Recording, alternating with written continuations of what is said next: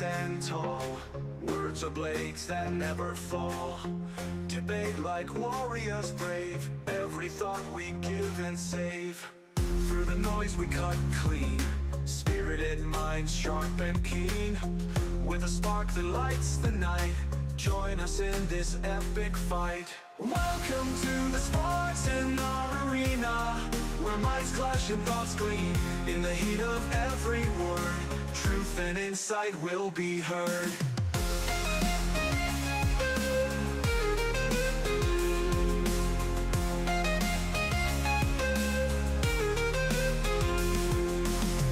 Buckle up and take your stance. In this arena there's no chance to escape the vibrant lore. Dive in deep and search for more. From heartfelt talks to fierce debates, we explore what fate creates. Side by side we seek the light. In the dark our minds ignite. Welcome to the Spartan arena, where minds clash and thoughts gleam. In the heat of every word, truth and insight will be heard.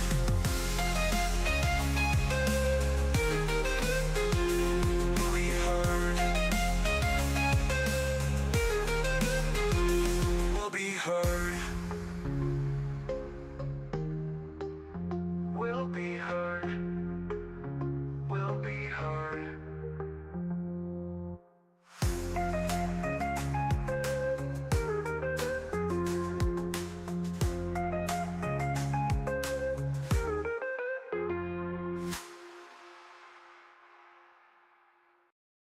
In the ring we stand tall. Words of blades that never fall. Debate like warriors brave. Every thought we give and save.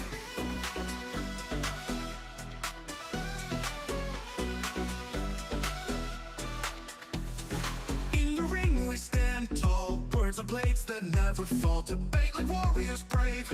Every thought we give and save. Through the noise we cut clean. Spirited mind sharp and keen. With a spark that lights the night.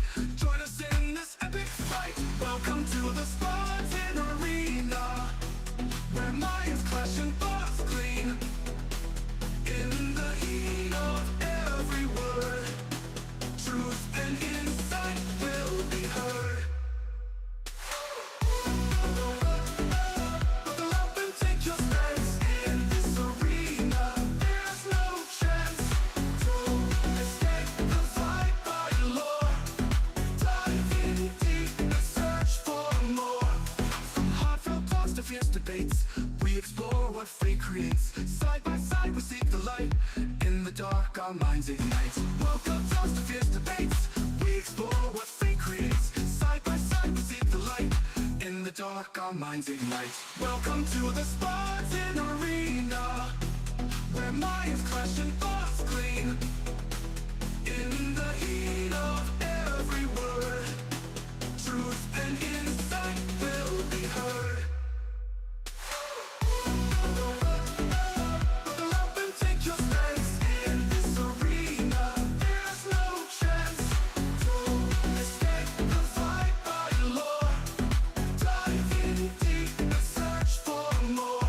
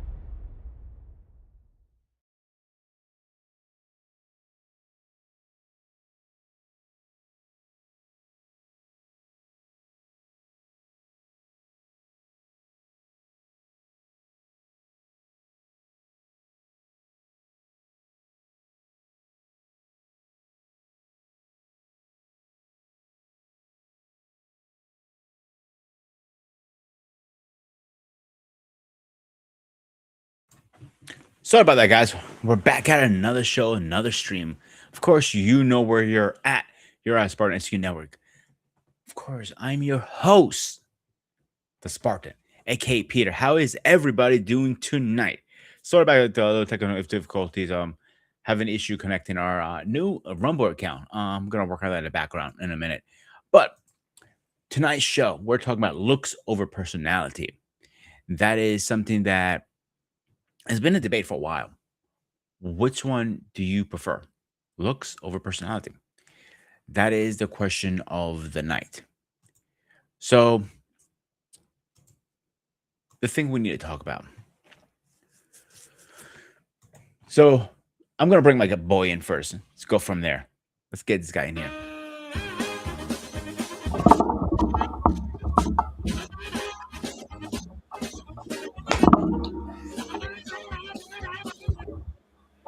Greg, what's going on, my man? I'm good, brother. How are you doing? I'm getting a really bad echo from your end. You're getting it really bad.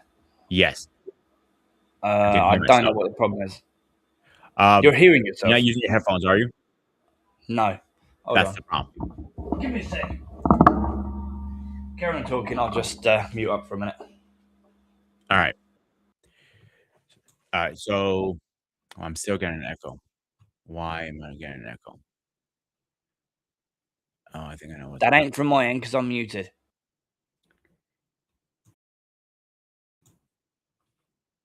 all right. Let's try this. All right, that works now. That fixed the problem. So, as I was saying, we're talking about personalities versus looks. So, Greg, what do you think?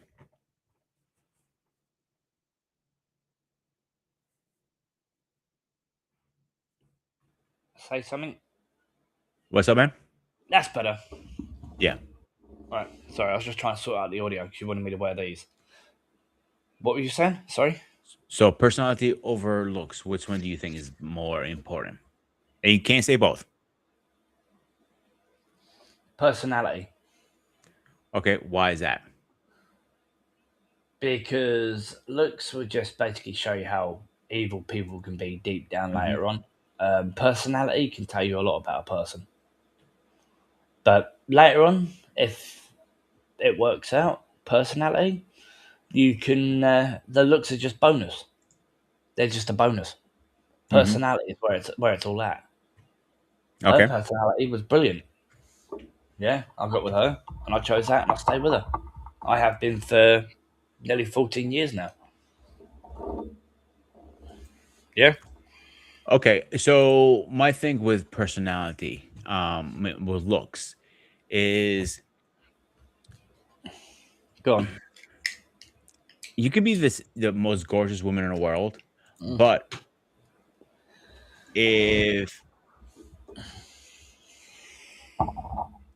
if you can hold a conversation, what's the Yeah. point? You know what I'm saying? Yeah. And that is part of my problem. That's the sorry. Um, that's the biggest problem with nowadays. People only go for looks. They don't go for what's deeper.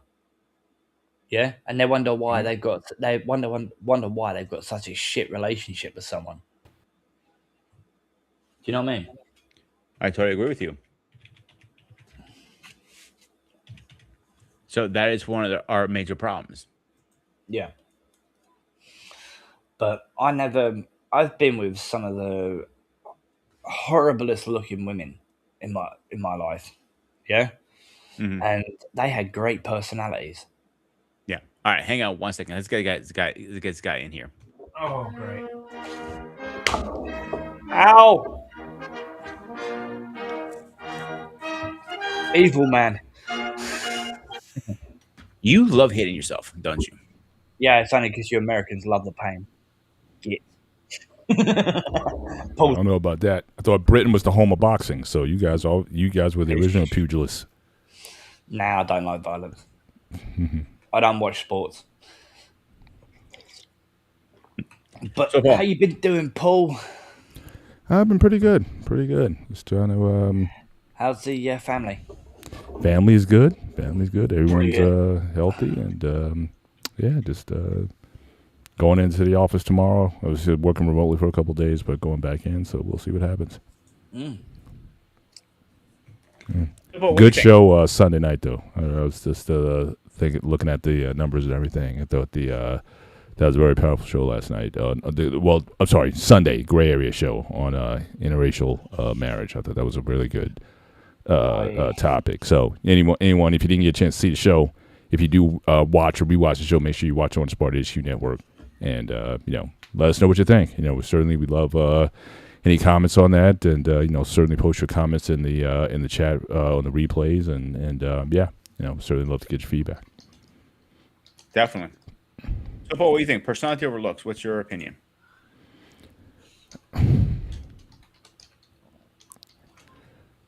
They have their advantages, right? I mean, it's like superheroes, right? You have your superpowers, and certainly for some people they're able to make it work.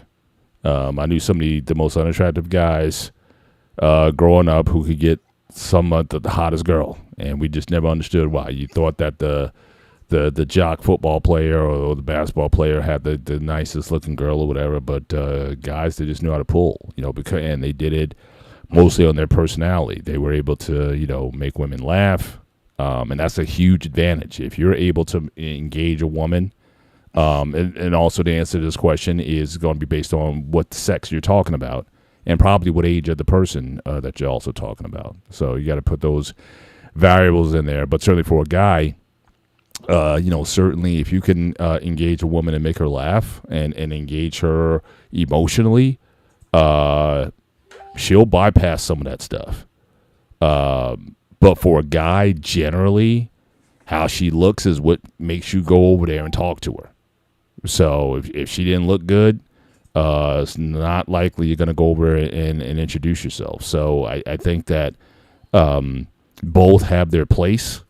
But again, depending on the individuals, it's going to be it's going to matter. But I would say this, just in life though, because I was just looking this up. How does being physically attractive help you in life?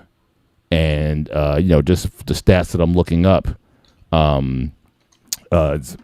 Just career advantages. There was this study done. Attractive people are 52.4% more likely to hold prestigious positions 15 years into their careers and earn higher salaries, with studies showing even subtle improvement in appearance and grooming leads to higher income. So certainly, the hiring process in itself, it's a subjective process.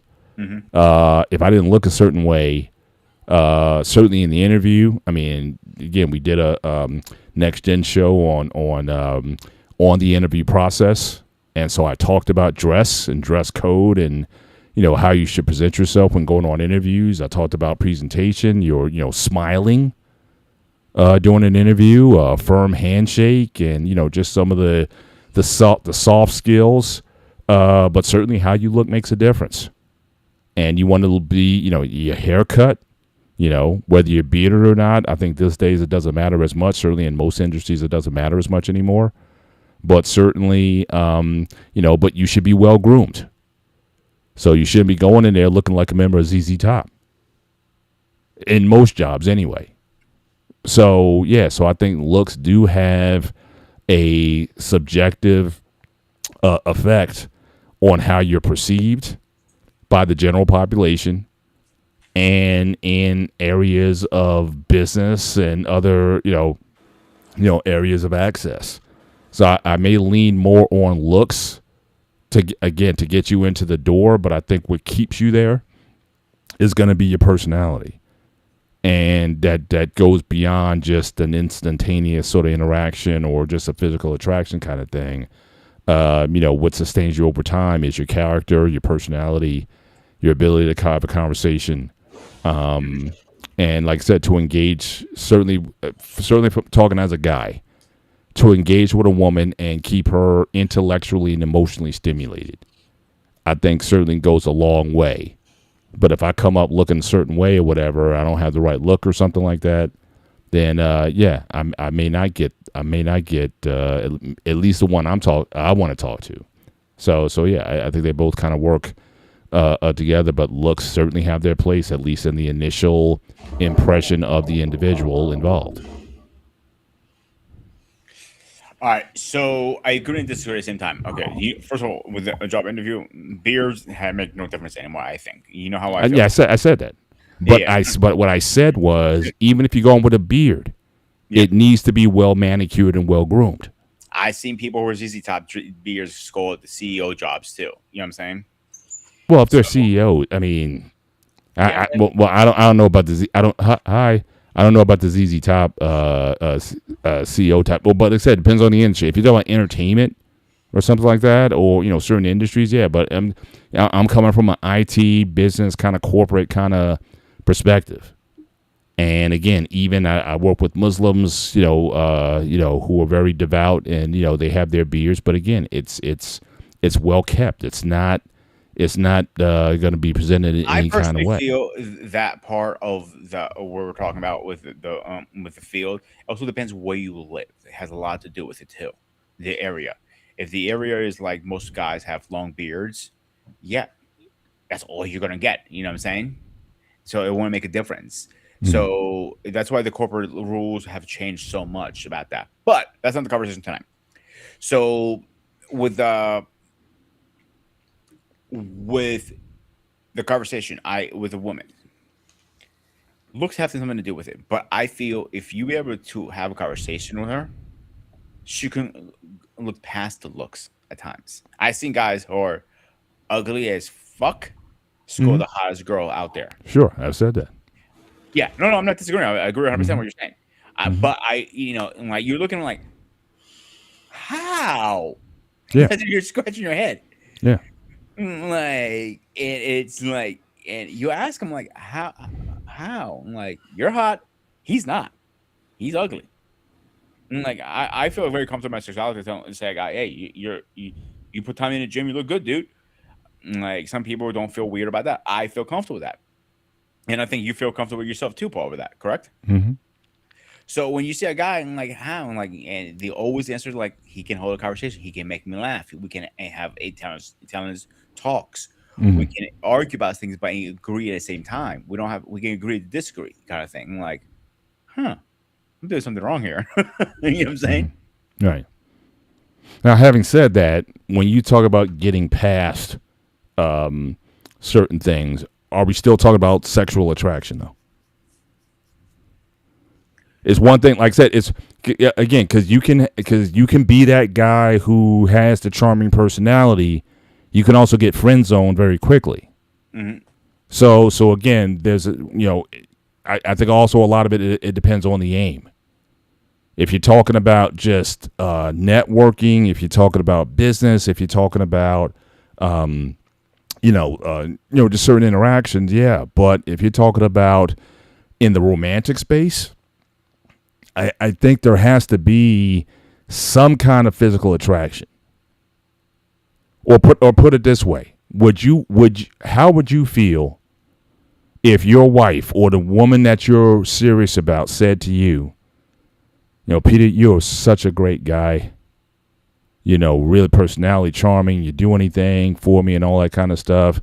But I don't find you physically attractive, but I'm with you because you have all these great, outstanding other qualities, and that's why I'm with you. Mm-hmm. How would you feel about that?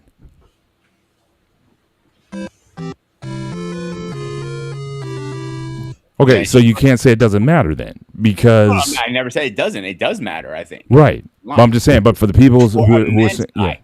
What's that? For a woman's side, it could be different. You know what I'm saying?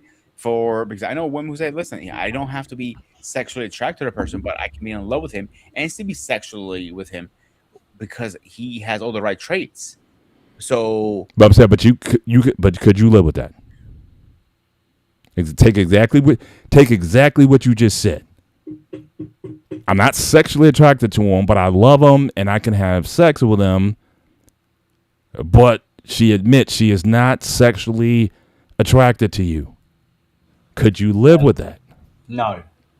Okay. So I'm just saying. So that that piece, like I said, especially when you talk about the romantic end, again, what turns a platonic friendship where you're like one of the girlfriends to, no, I have sexual desire for this individual. That, that piece you can't ignore. And even for the guys that we're talking about, again, and I don't know what it was, I think they had another dynamic working for them. And I think that dynamic was a lot of girls were into them.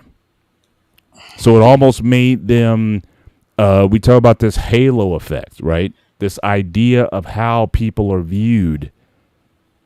And it's almost like, well, it's like they're saying, well, there's got to be something about this guy. Because why all these girls are attracted to him, or why is every time he's around, he's with another girl? There must be something that he does. Maybe he buys some things. Maybe he treats himself. Maybe he's great in bed. I don't know what it is. But there's also that idea, that curiosity to say, why is it that he's able to pull all these women? And it's almost like that makes you better. It's just like what a married man. And I've shared, I know Mandrella said the same thing. And I think Anton shared the same thing. Our attractiveness went up because we're married. Like, don't change us physically. Just the fact that we have a ring on our finger or people know that we're married, we automatically go up a few percentage points in the eyes of a single female, because the idea is that he is wanted by somebody. Whereas if we were single, we wouldn't, we'd have to just go with, that level. But being married increases our attractiveness. Like, women will, treat us better or approach us or things of that nature because of that. Oh, that ring on your finger is like a magic power for a woman for some reason. Yeah. So I'm saying, so there is the idea of, for a lot of people, certainly for women, the idea of being desirable. Someone desires you. And that matters also. So again, it's not always attraction in the sense that, okay, I'm attracted to you, but what does this person have going on? It's a supply and demand issue that makes this person attractive.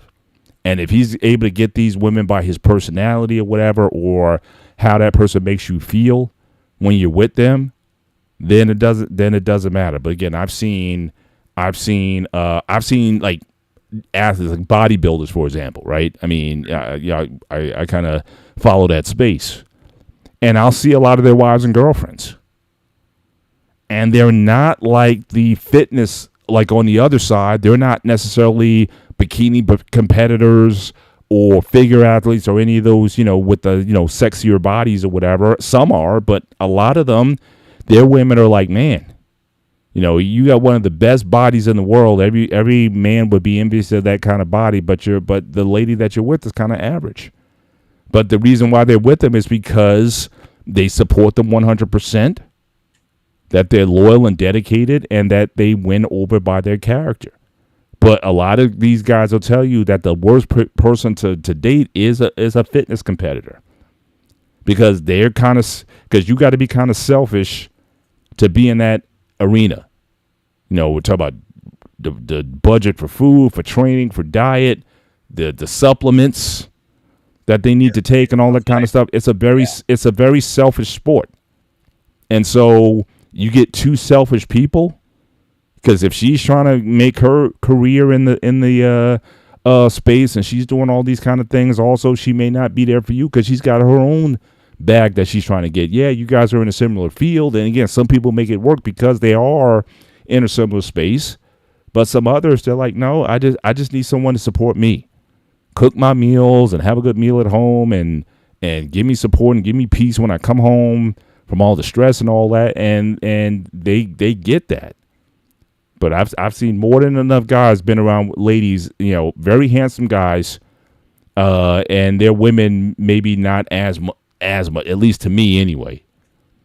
But they give them something that a lot of the pretty girls don't. And unfortunately, a lot of times there is that trade-off. They talk about pretty privilege. A lot of the prettier girls, they want to be kind of taken care of and cared for and pampered, but are they really giving you what you need at the end of the day?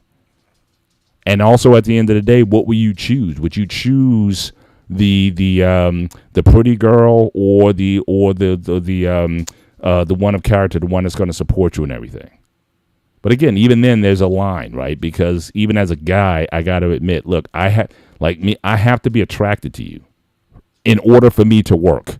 Okay, I'll leave it right there. I won't delve any further into that.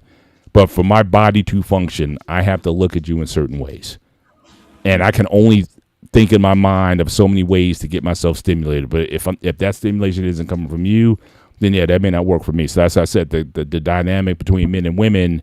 Men are clearly more visual, and that's going to matter more to men than to women. But women these days, they're also very clear. Also, they want an attractive guy. They want a guy that that they can look at. So I think that it does matter. I think attraction is a what's what I'm looking for.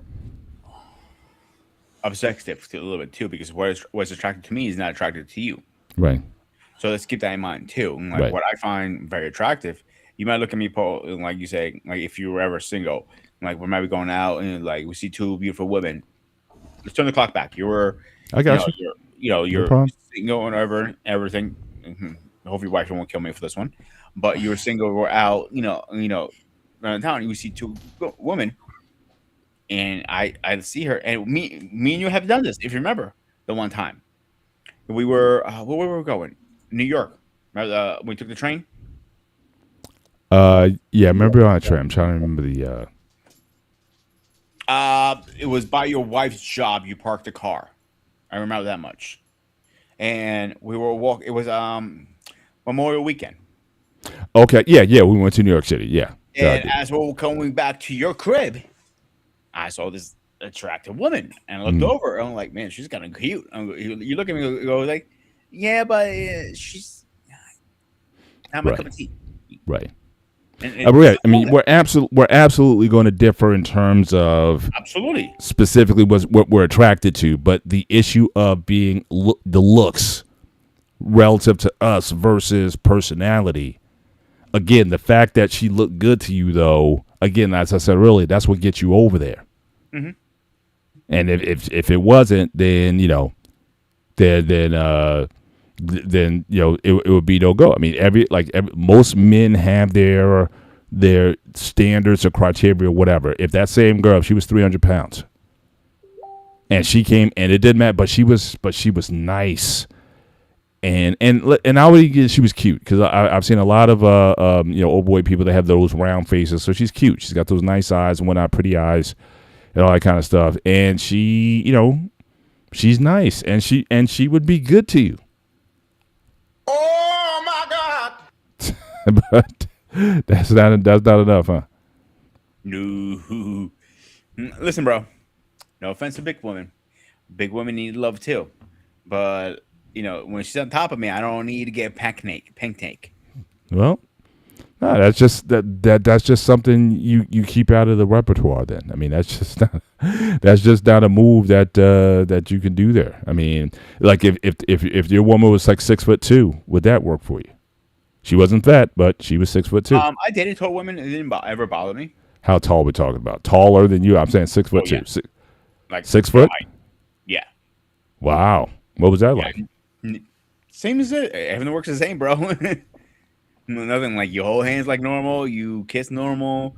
You put your arms around her normal. Everything's normal. It just it's a little taller. That's all the difference. That's it. That's interesting. Never bothered me. Never. Yeah. Technically, I'm like a short guy, but technically, I'm like my height was the average back in the day. If you really think about it. Right. And I know some women like a taller guy versus a shorter guy, but I always seen past that, if that makes sense. The only thing I could never see past is weight. You know what I'm saying? If she's I'm 195 and she's 450, like yeah, I can't see past that, unfortunately. Right. But if she's like, if she's 6'2", she's 195. That's gonna look pretty good on her. On a tall person, 190 is not fat. I mean, on a woman. So, You know, And I don't like a woman who's scrawny either. You know what I'm saying? yeah, Because I don't need to break her during bedtime. You know what I'm saying? I got to call it like it is.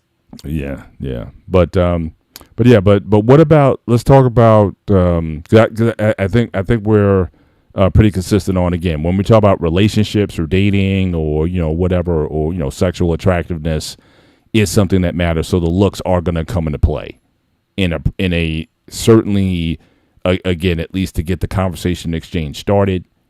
And even ongoing, I would think you'd want your woman to look good, consistently for you, like over time, like somebody who doesn't let their appearance go, because we've seen that as well. Low key, the remember that wedding I told you my daughter was in last summer? I think you said it were. Yeah. And so she's already up 50 pounds, man. Really? We talk about they say that marriage 20. You have the freshman, you go to college, you get the freshman 15, that 15 pounds you gain when you go to college. But also you got that marital 20, 25. A lot of people, again, you sucked it all in to keep, to grab them. But then once you get them, you kind of let the body go. I saw her not too long ago, and yeah, she put on a few. You know what I'm saying? So yeah, I mean, it's she definitely tried to suck it down to get into the wedding dress.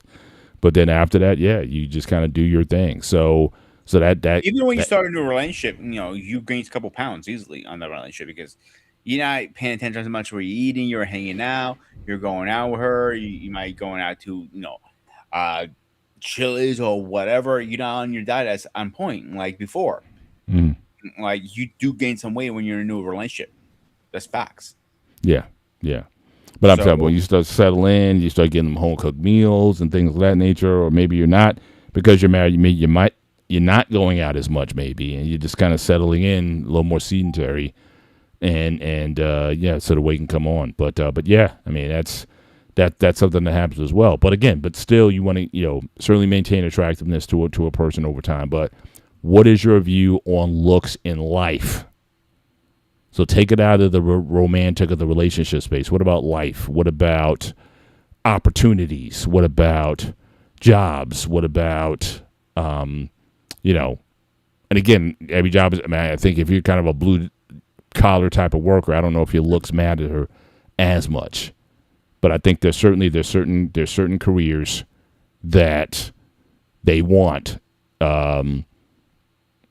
attractive people. And I remember going a few years ago, going for car shopping, and we went into some of the more luxury car dealerships. You talk about Lexus and BMW places, and make no mistake, the receptionists, when you go in there, they want attractive people. It's they want attractive receptionists and people when you come in.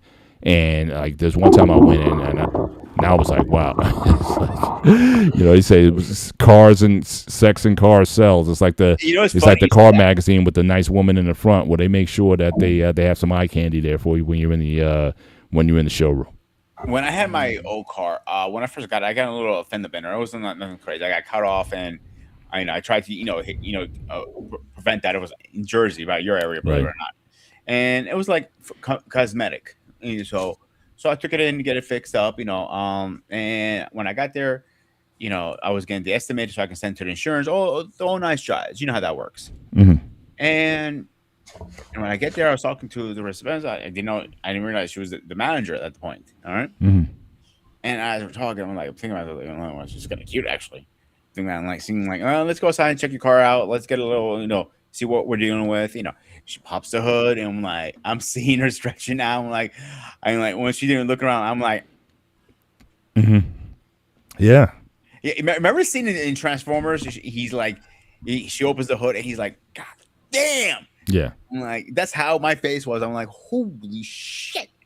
The only thing that held me back, I didn't realize at first. I looked at her. I was trying to flirt with her a little, like, I went to your cute level went up by 10% now. Cars, and she's like, just 10%. She goes, not 20. I'm like, I'm like, Mhm. I'll give you 20 then.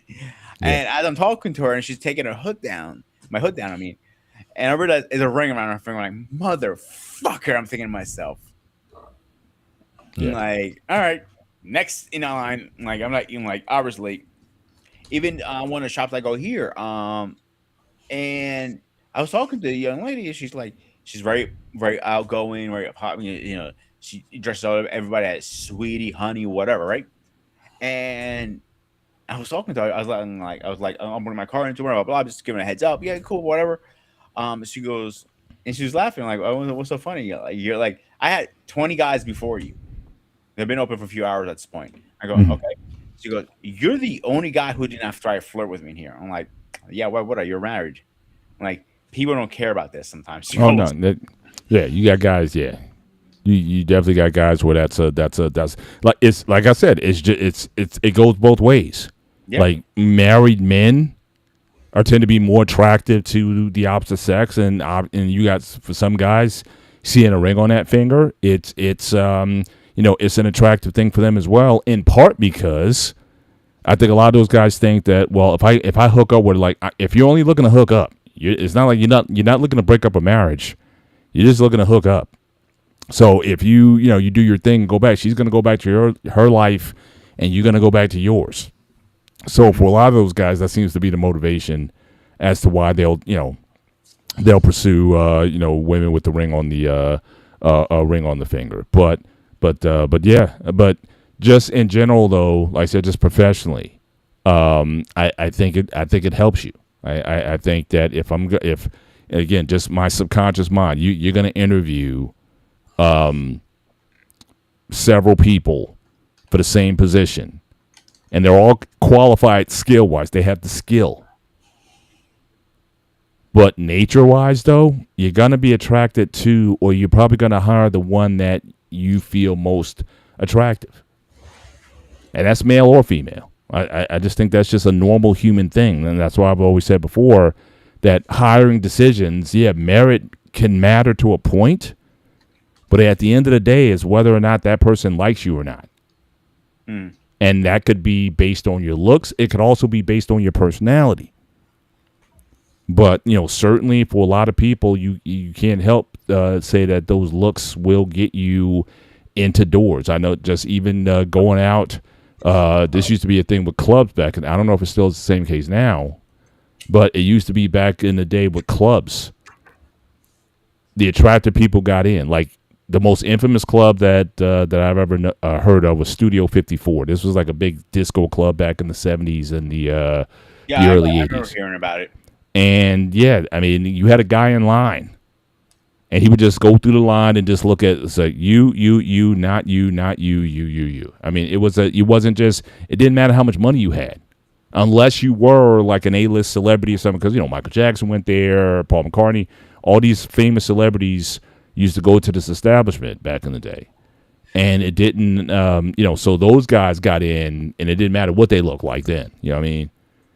But if you were just a general public just trying to get in, they were looking for a particular look at a particular crowd, and it didn't matter how good a dancer you were or how much money you were bringing in, unless you were, like I said, a celebrity, politician, someone famous, they would dismiss you. Same thing with the Viper Room, if you remember. The what room? The Viper Room. The Viper Room. Yeah, that was Johnny Depp club he owned back in LA. Oh, I don't know about it. Tell me about it. I don't know about this one. Yeah, the Viper Room was like it was live band, but mostly celebrities went into it. You know what I'm saying? There was like somewhere they can go hang out, have a few drinks, and a few other things. Let's call it like Yep. Yep. But it was like obviously not every single night a celebrity is gonna be going in there. So there are other crowds going in there. And they would probably do the same thing. You, not you, you. In. Now the clubs more. When I was in my heavy club days, one thing I did realize is the hot girls got in first. They Right. never stay in line. Correct. Like, forget the hot girls. Girls in general go in first. No matter, guys always had to wait in line. Like, and me and my cousin got annoyed one time because we had reservations for a table. He booked a table. He had a bottle service, and he still had to wait in line. And he goes like, "What the fuck is this shit? I actually paid like $500 for this shit, and I'm still waiting fucking line." He got fucking pissed. I don't blame him for that. Yeah. And it was just one of those things like the rules are rules. Every guy has to stay in line. Yeah. For sure. Now, at least up in my area, like most of the bars now, like everybody gets in line, no matter who you are. And, like I get a little special treatment because I know the bouncers and the owners and everybody. I'm like, oh, hey guys, and I'm like, okay, he goes, get in.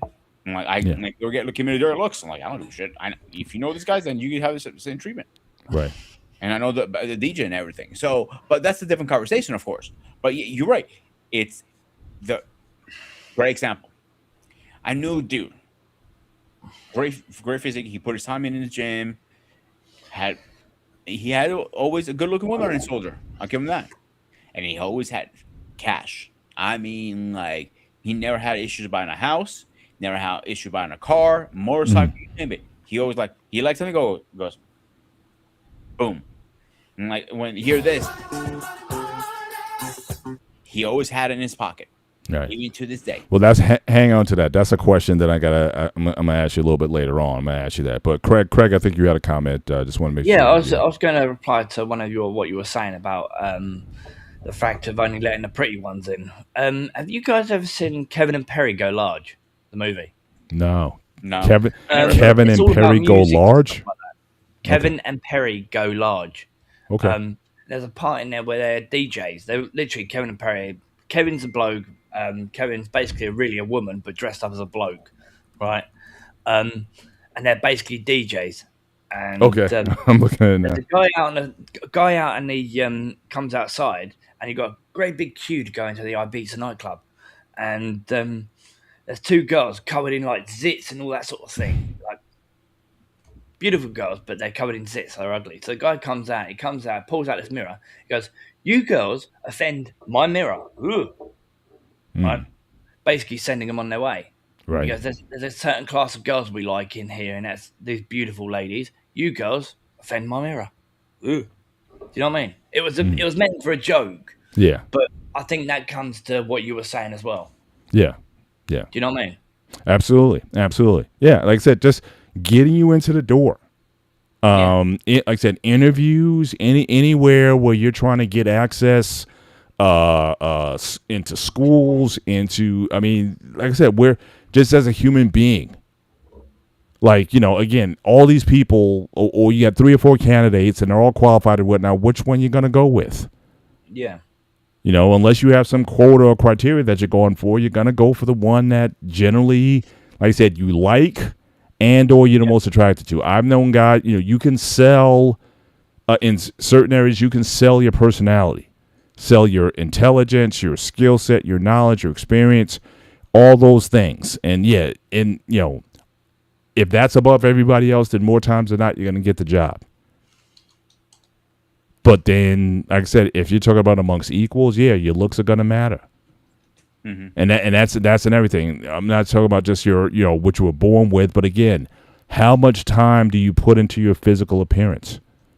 Shaving, grooming, your fragrance, your dress, your shoes.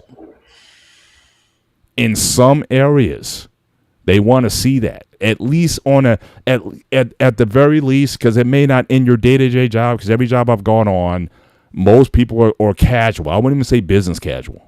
Yeah. Most people that I've worked with in my IT career are casually dressed. Jeans most of the time, maybe a sweater or a Burton shirt or something, sneakers, or some moccasins or something like that or whatever. But again, casual. For years, I was like the best dressed guy in the office because I just like putting stuff together. I like having nice shoes on and the look, and made sure my belt color matched my shoes. And, that was just something that I just put a lot of, emphasis into, wanting to look my best in what I did. But even on the interview, even if the job itself is, people are going to be coming in and you're going to be dressed mostly casual. Yeah. I would still want somebody to come in well dressed just to say that you care, that you give a heck about the job. Yeah. How bad do you want it? And then once you're in, then we can, we can take down the formalities and whatnot. But I want to process. A person who does not show up well dressed for a job, that's a strike for me. Even if the dress code doesn't require it on a regular basis, that's a negative for me. I'm looking for people who are looking to do a little bit more than everybody else. Show me something. Show me why I should pick you over somebody else. And so, yeah, appearance I'm paying attention to. If a man comes to an interview wearing white socks with a dark suit, that's a strike for me. It's like, because nowadays you can't say, I don't know, there's hundreds of YouTube channels of all these clothing gurus and dress haberdashers online who will give you clothing advice. And if you can't spend 10 minutes to watch an interview on what to wear to a job interview, then I got no. Okay, two things to that, Paul. Yeah. One, some people that I know, like, they have the greatest wardrobe, but they suck of matching their clothes, like what to pick to wear, with what. Sure. So that's a good possibility. Second thing, there are cases, like even my case for me personally, people that I have interviewed myself is saying to me, "Hey, chef, my issue is I love to come for an interview tomorrow, but I have to come in my chef uniform because I got to head straight to work afterward. I'm coming from work or one or the other. I'm not going to, kind of knock them down on that, and that's fine. If you have to, you're coming from work, okay, cool. Or you're going to work, that's fine. If you're in uniform, you know what I'm saying? And I'm not going to knock you if you come in a little dirty because, again, this line of work you get dirty with all the time in the field. Mm-hmm.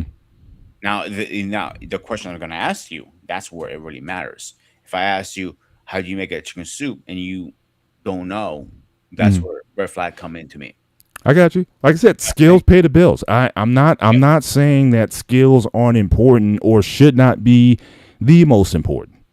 But as I said earlier, I mean, all these things being equal, a person who comes in your profession, maybe you don't necessarily need to wear a suit on an interview. But if a guy comes in, all the skill sets are there, just like everybody else. But out of all the candidates, this person, he comes in with some slacks, a button shirt, and some shoes. Some nice, good looking pair of shoes. Like I said, he put some effort into it. He didn't just come in like he was just coming out off the street. And again, he can do everything. So you got these two candidates. Who are you choosing? And I'm saying the one who's going to put that extra in, it tells me right away. This person cares about wanting to make an impression. This person cares about, upping the game. Mm-hmm. And to me, that matters. Yes, I'm going to disqualify you if you don't know what you're doing. So to your point, yeah, I'm going to ask you, how do you make certain dishes, whatever. You can answer, you're gone. But if I got to decide, because how many people are you going to interview? 5, 10, 12 people? I mean, depending on what it is, who's going to stand out? Yeah. So the rule of thumb I always say to people when you come to any, at least cooking interview, all right, is dress shoes or at least nice pair of sneakers, jeans, a button down, or a polo. Keep it simple. Mm-hmm. Now, because obviously some people wear things on their wrist, keep it simple too. A watch is fine. To me, it shows you, okay, you're on time. You can pay attention to time. Mm-hmm. If you want to wear like a little brace on the arm, that's fine. If you wear earrings, make sure you wear a nice pair of earrings if you do wear earrings. What about a nose ring? For men or for women? Women. Well, yeah, men. Let's say that. Men. All the criteria is there, but he's got a nose ring or one of those eyebrow. Nose ring here? No, the one that hangs down. Oh, hell fuck no. Or he's got the what's the one in the eyebrow, the eyebrow ring or something like that. Yeah. But everything else is there. He's dressed. He's got the slacks. He's got the shoes. He's got all that stuff, and he's talented and everything. But he's got some piercings or some things that might not be outside the norm. I'm going to tell him right now, I'm an interview, like, it's not appropriate for work. You have to remove them during work hours. Okay, but would you hire again? But you got to make a choice. You interview 5 people that day, and he was one of them. He could do the job, but so can these other people. Who are you picking? that is the difficult part. I have to see who has the most skill at that point. As like I said, I'm obviously the scenario is hard. Here's the thing: you forget about cooking. You have to do a test tray too. Sure, and I'm saying you could do all of that. I'm saying you I have to hired know people obviously who could be equally compatible. Sometimes it comes down to a gut. I just like this person better, right? Sometimes not even the gut is the food, because if that person has the piercings and everything, and you taste this food, is incredible, and the person who's like to the nine, he has all the right paperwork and everything, and his food sucks. Like I said, skill's going to pay the bills. I get that. We're not saying at the expense of the skill set. I'm saying Oh, no, I understand people what you're saying. on par with the skill set, but it comes down to a looks thing. Who you picking? So this is a factor now. Are you front of the house or back of the house? Front of the house, I need you to look to your teeth at all times, because you're in front of the customers. You're cooking them. Right. If you're back in the house, I won't give a shit how you look, as long as you can push out food. That's what come down for end of the day. If you're in front of the house, I need you to be very presentable at all times. You have to dress appropriately. You have to dress accordingly. You have to be spoken correctly, because you're in front of customers. People will come up to you like, "Oh, can I get X, Y, and Z?" Yeah, sure. What's up? Yeah, I got you, my man. Boom, boom, boom, boom. At first, you don't want to be like, as blunt than I am, because I know my customers. I can be blunt with them, most of them. But if you're somebody who's not, like you, let's say it's your first day, I tell people be yes, ma'am, no, ma'am. Very simple. Till you get to know them. Once you get to know them, you can open up a little bit. You know what I'm saying? Yeah. But you have to be very presentable, friend. Your uniform has to be clean at all times. I want clean aprons, clean hats, gloves, everything. Like, unfortunately, it sucks. You only get like 1 or 2 aprons, and you have 2 aprons. The cooking apron that we take care of in the back. That we have a company who cleans it, and what I call fancy aprons. The fancy aprons, you're responsible to wash them. I remember. I'm not gonna say names, but the person who was like, it was filthy from top to bottom. I looked at him, "Do you have another apron?" He goes, "No." I go change your apron, go a black one, but next time you need to bring it back up. If you're gonna be this messy when you clean your grill, you need to have a backup. Simple. True that. Now, do you think that what gets you further? Because I want to bring it back to this sort of versus example for the show. Yeah, of course. Since you're in the restaurant, right? You're the customer. What gets you better service? The way you look or your personality? Are you serving or are you receiving? My question is. No, you're receiving. You're the well, it's again a scenario. I'm the customer coming in. Okay. How I look, does that get me better service? Or how my personality, how I treat you, the server. Personality. Hello, thank you for a restaurant or whatever. Thank you very much, and just pleasant. All right, let's play a little game for a second, bro. You're my server, right? You just come up to me, okay? You're like, "What's the first thing you're gonna I say?" wouldn't to me? know that question, but Peter would, because he works in a restaurant. So That's what I'm. Yeah, that's what I'm kind of sticking with. I'm sticking. I'm gonna play the customer. You play the server for a second. I'm gonna play. This is actual. Hang on. You're the customer. Yes. Okay. You come up to my table. What's the first thing you're gonna say, Paul? I'm gonna say hello. Welcome to Peter. Welcome to Pete's.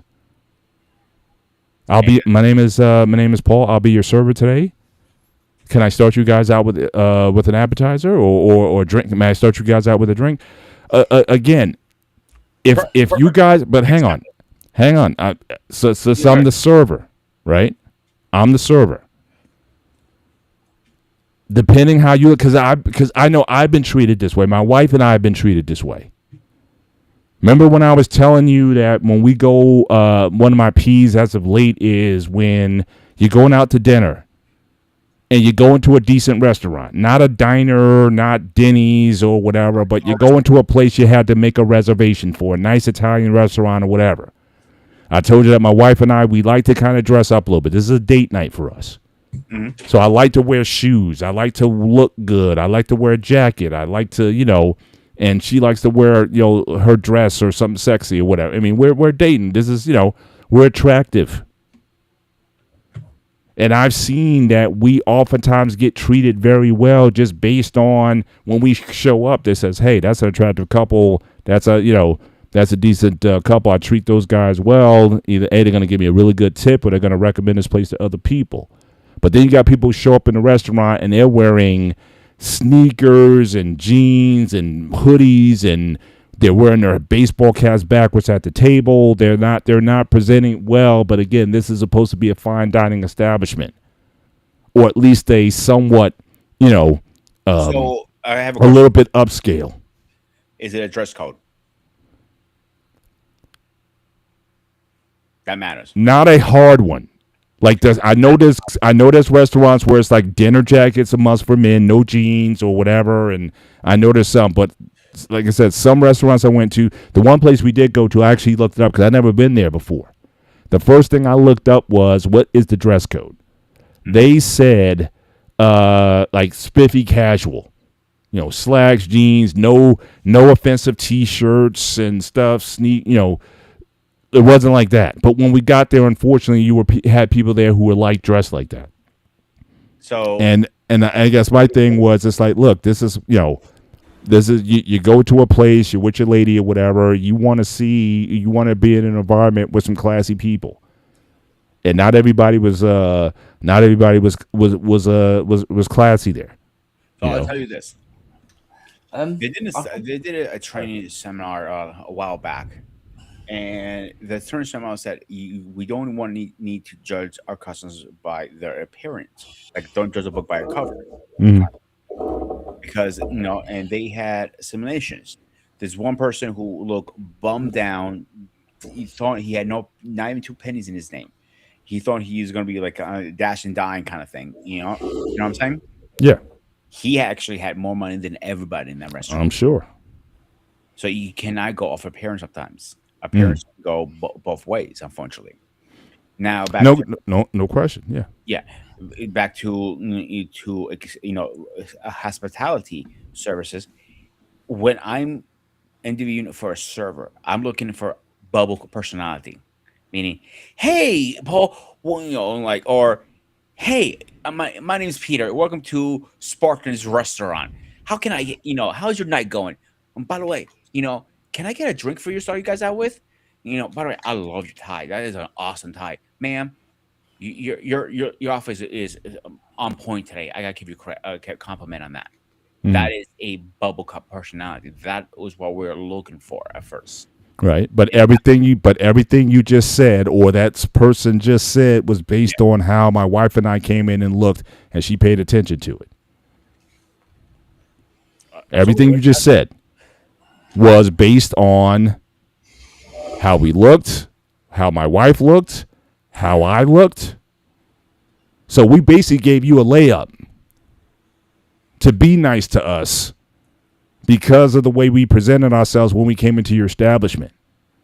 If I came in with just with a T-shirt with the Confederate flag on it, or a Trump jersey or something, or some whatever, or just not appropriate,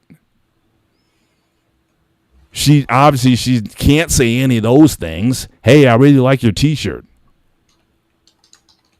Or she wouldn't be as motivated to do so. But the fact that we came in looking the way we looked, again, it's a layup. So that's what I'm saying. When you dress a certain way, when you go into certain places, when you look a certain way, if you're a handsome lady, I'm sorry, handsome lady, handsome guy, handsome guy, pretty lady, even the bartender. You did bartending. Mm-hmm. The pretty girls, don't they get treated better? I can answer that question. Go for it. Well, you guys know that I used to live in a pub, right? No, I didn't know that. I didn't know that. Pardon? I did. I didn't know that. But Peter did. Well, yeah, when I used to live in a pub, I used to work behind the bar and that sort of thing. Except I drink a lot. But anyway, when any of the males used to work behind the pub was always dead. But when they found out certain staff were like the female staff and they're quite beautiful, there would be a lot of customers coming in. There'd be more customers coming in. My mum got so jealous of these women because they got all the attention that my mum didn't. But so she actually fired the bloody women. I was like, Mum, we're getting She customers. fired You're the firing them. Chelsea. You're making us lose customers because of you're uglier than they are. What the hell? Do you know what I mean? You know, he's right about that. I worked for a guy, a place called Ammonia Cafe in Astoria, Queens, right? For Broadway. The owner will only hire attractive women. He didn't rarely he hired male, but women because he felt the women will bring more customers in, and that's facts. There's been proven studies of that. Right. Like even bartenders, the most attractive bartenders will get the bigger tips. Right. Because the guys, always trying to pick them up. It doesn't always work, obviously. Right. And again, that makes sense. I'm saying the other way around. No, I know. Yeah. But I'm saying, but it works both ways, is what I'm saying. If you're the bartender and you see some hot ladies who come in, you're gonna your whole countenance may change. You might be a flirty and be like, "Hey, ladies," Okay, I'll give you another example. That kind of thing. I know of somebody, and when she's out with her friend, all right, everybody turns their head when they see her. She's a head turner. She's an attractive woman. Can't deny that. Mm-hmm. And everybody's trying to buy her drinks. She gets extra attention, all this stuff, and she doesn't realize that she's a happy married woman, of course, and she's out with her friends, having a few drinks, having a good time. Right.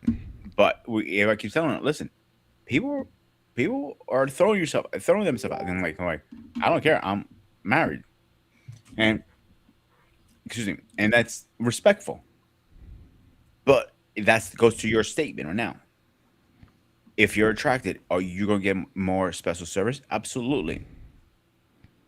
Yeah.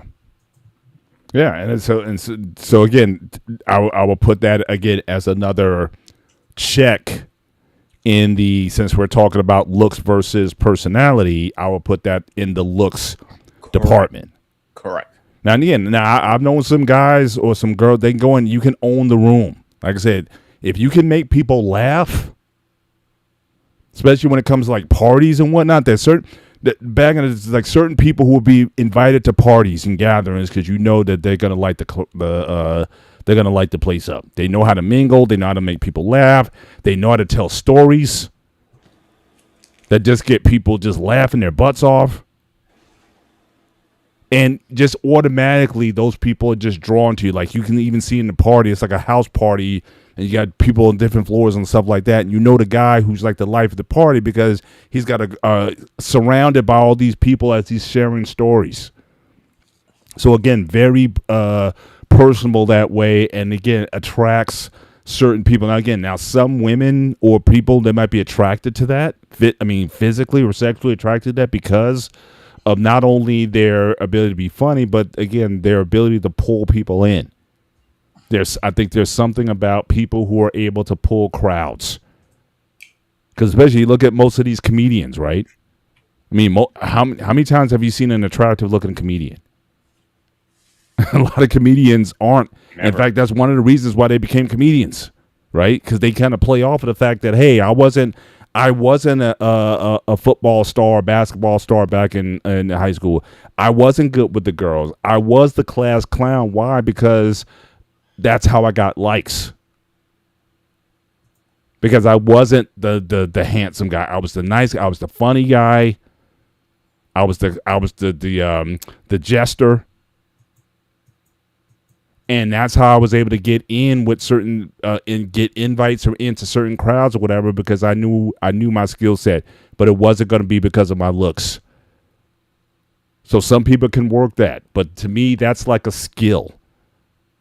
I think that your looks is kind of something you're born with.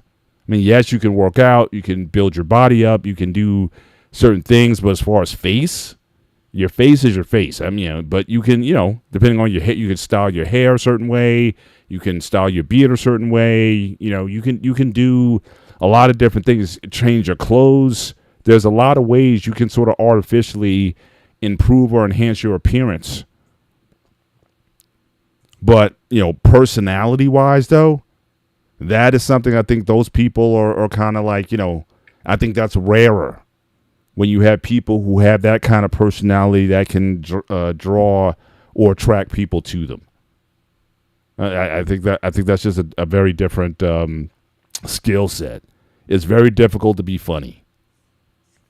Intentionally anyway. Like, most the good comedians, they're just funny, it's just how they see the world is different. It's almost like we talked a couple of shows ago about the different types of intelligence.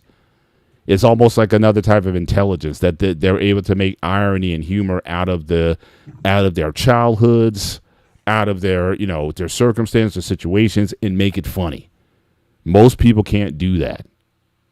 But everybody can dress better. Everybody can go join a gym and get better. Everybody can, do certain things to be better. Now, you get all kinds of, some people take surgeries too far with the BBLs and all that kind of stuff and implants and stuff, but there's certain things you can do to enhance your appearance.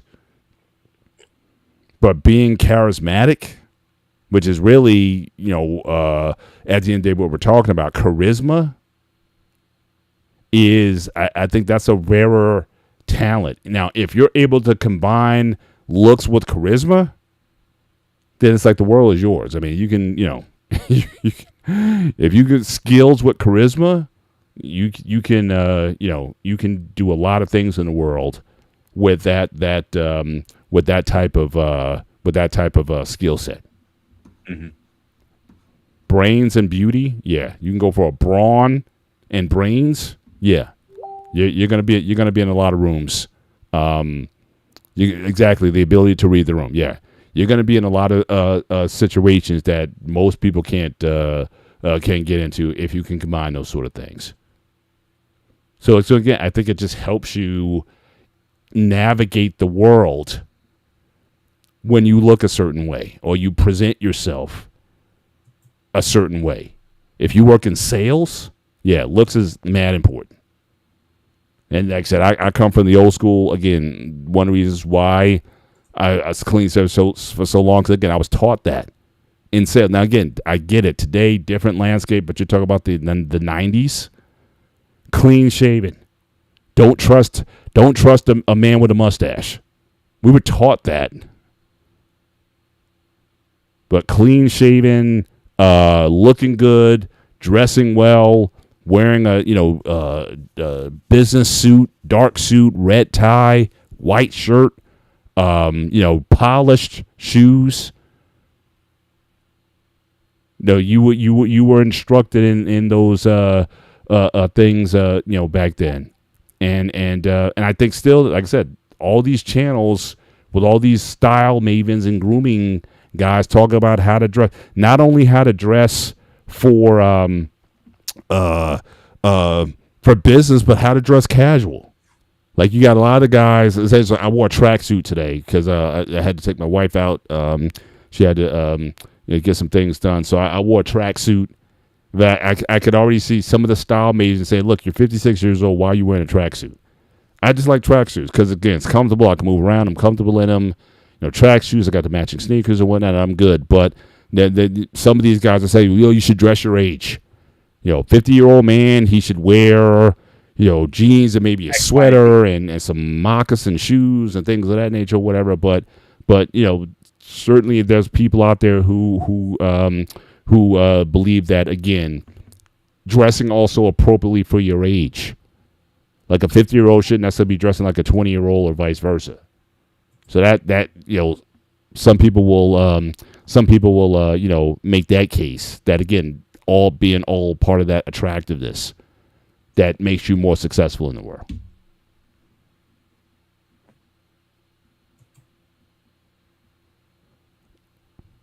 So that's a factor too. No nail polish for you, Mr. Paul.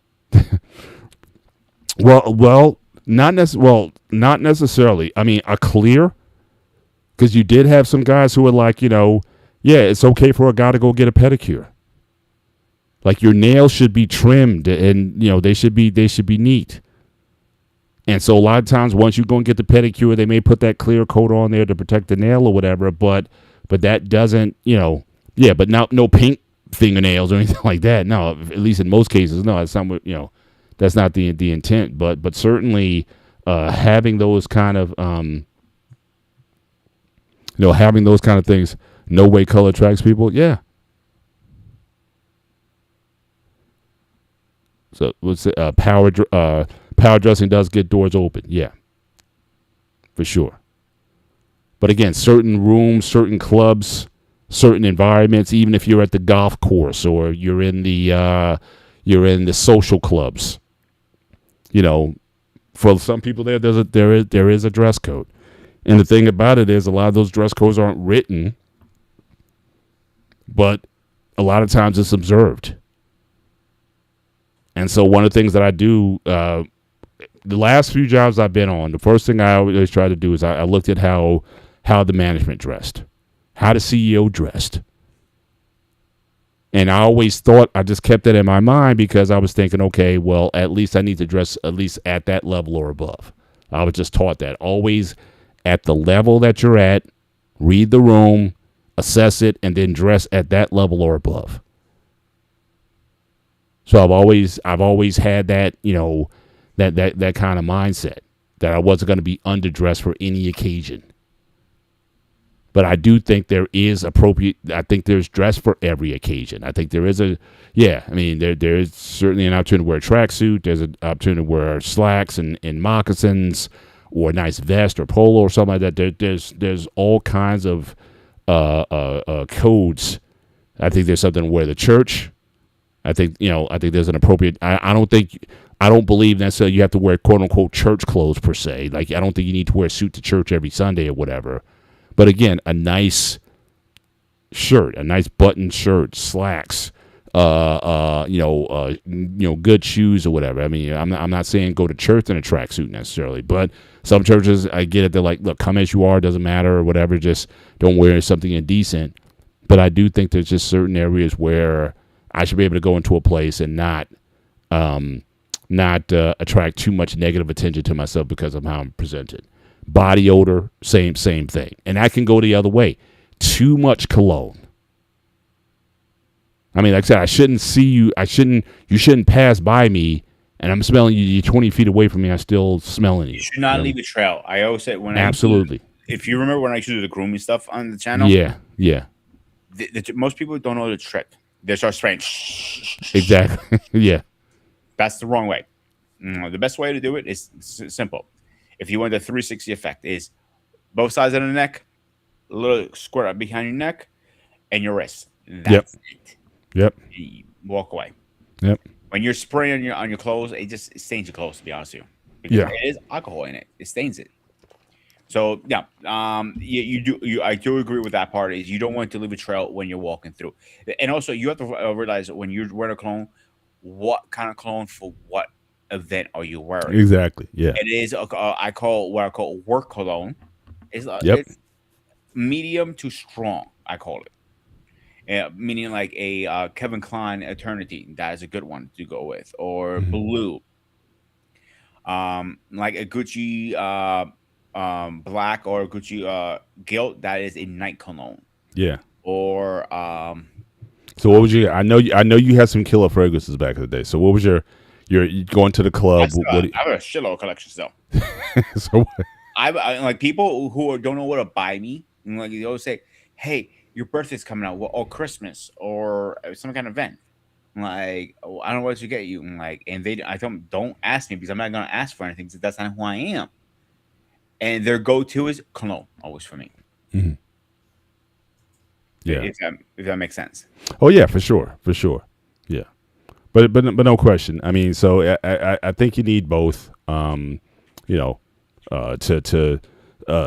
look good. I mean, and that's why even now it's like talk about business. You're talking about like your LinkedIn, having a good photo. You know what I'm saying? It's like you can have a LinkedIn.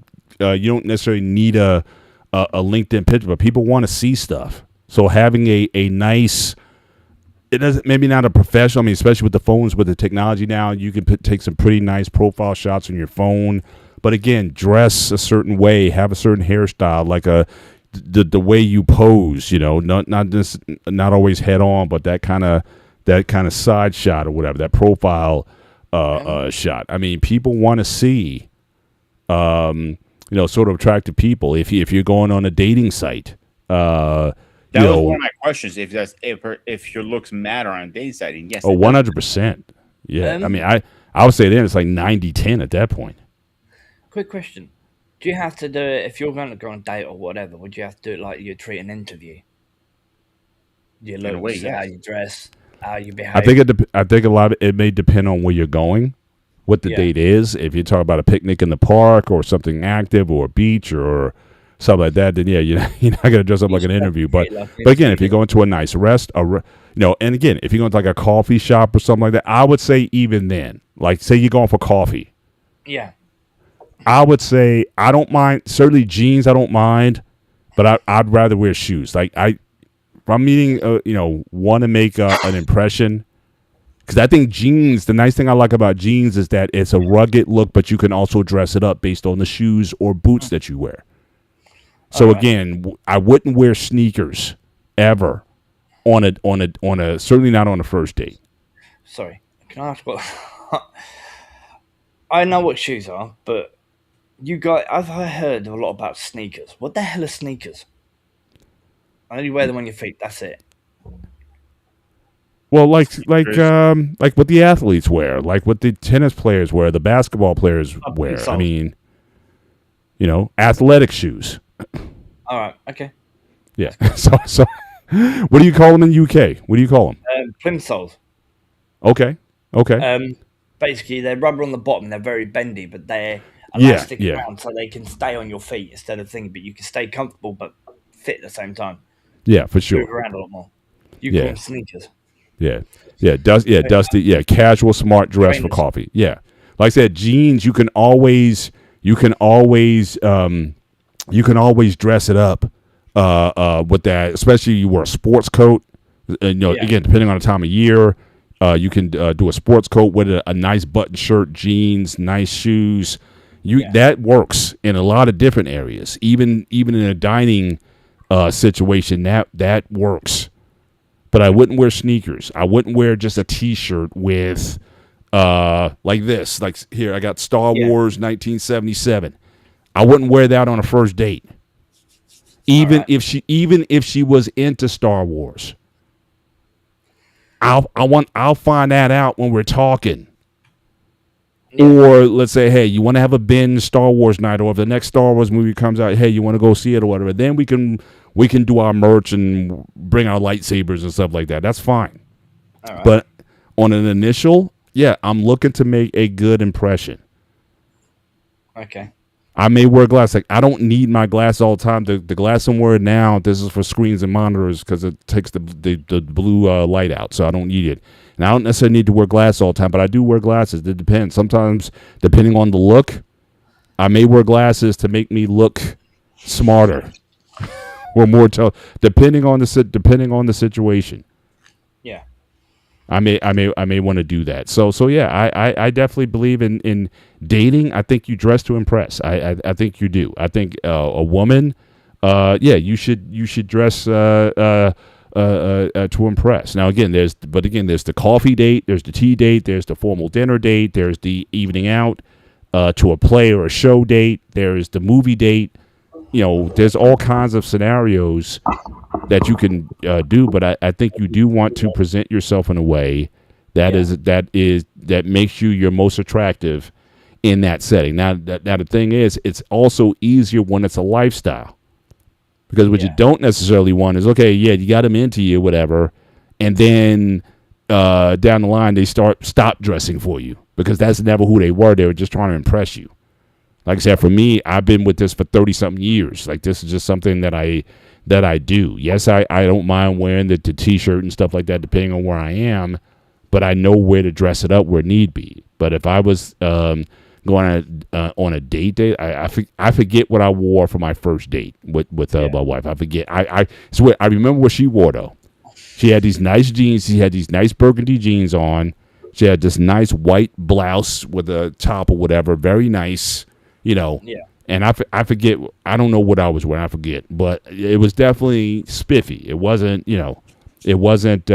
just sneakers, and which everybody seems to be wearing, which I can't stand. I mean, they wear sneakers with everything. They wear sneakers with tuxedos. They wear sneakers with everything. I just like, again, a nice pair of shoes, polished. They don't have to be patent leather, but I'm just saying, a nice shoe or boot. It's like, that completes the whole look.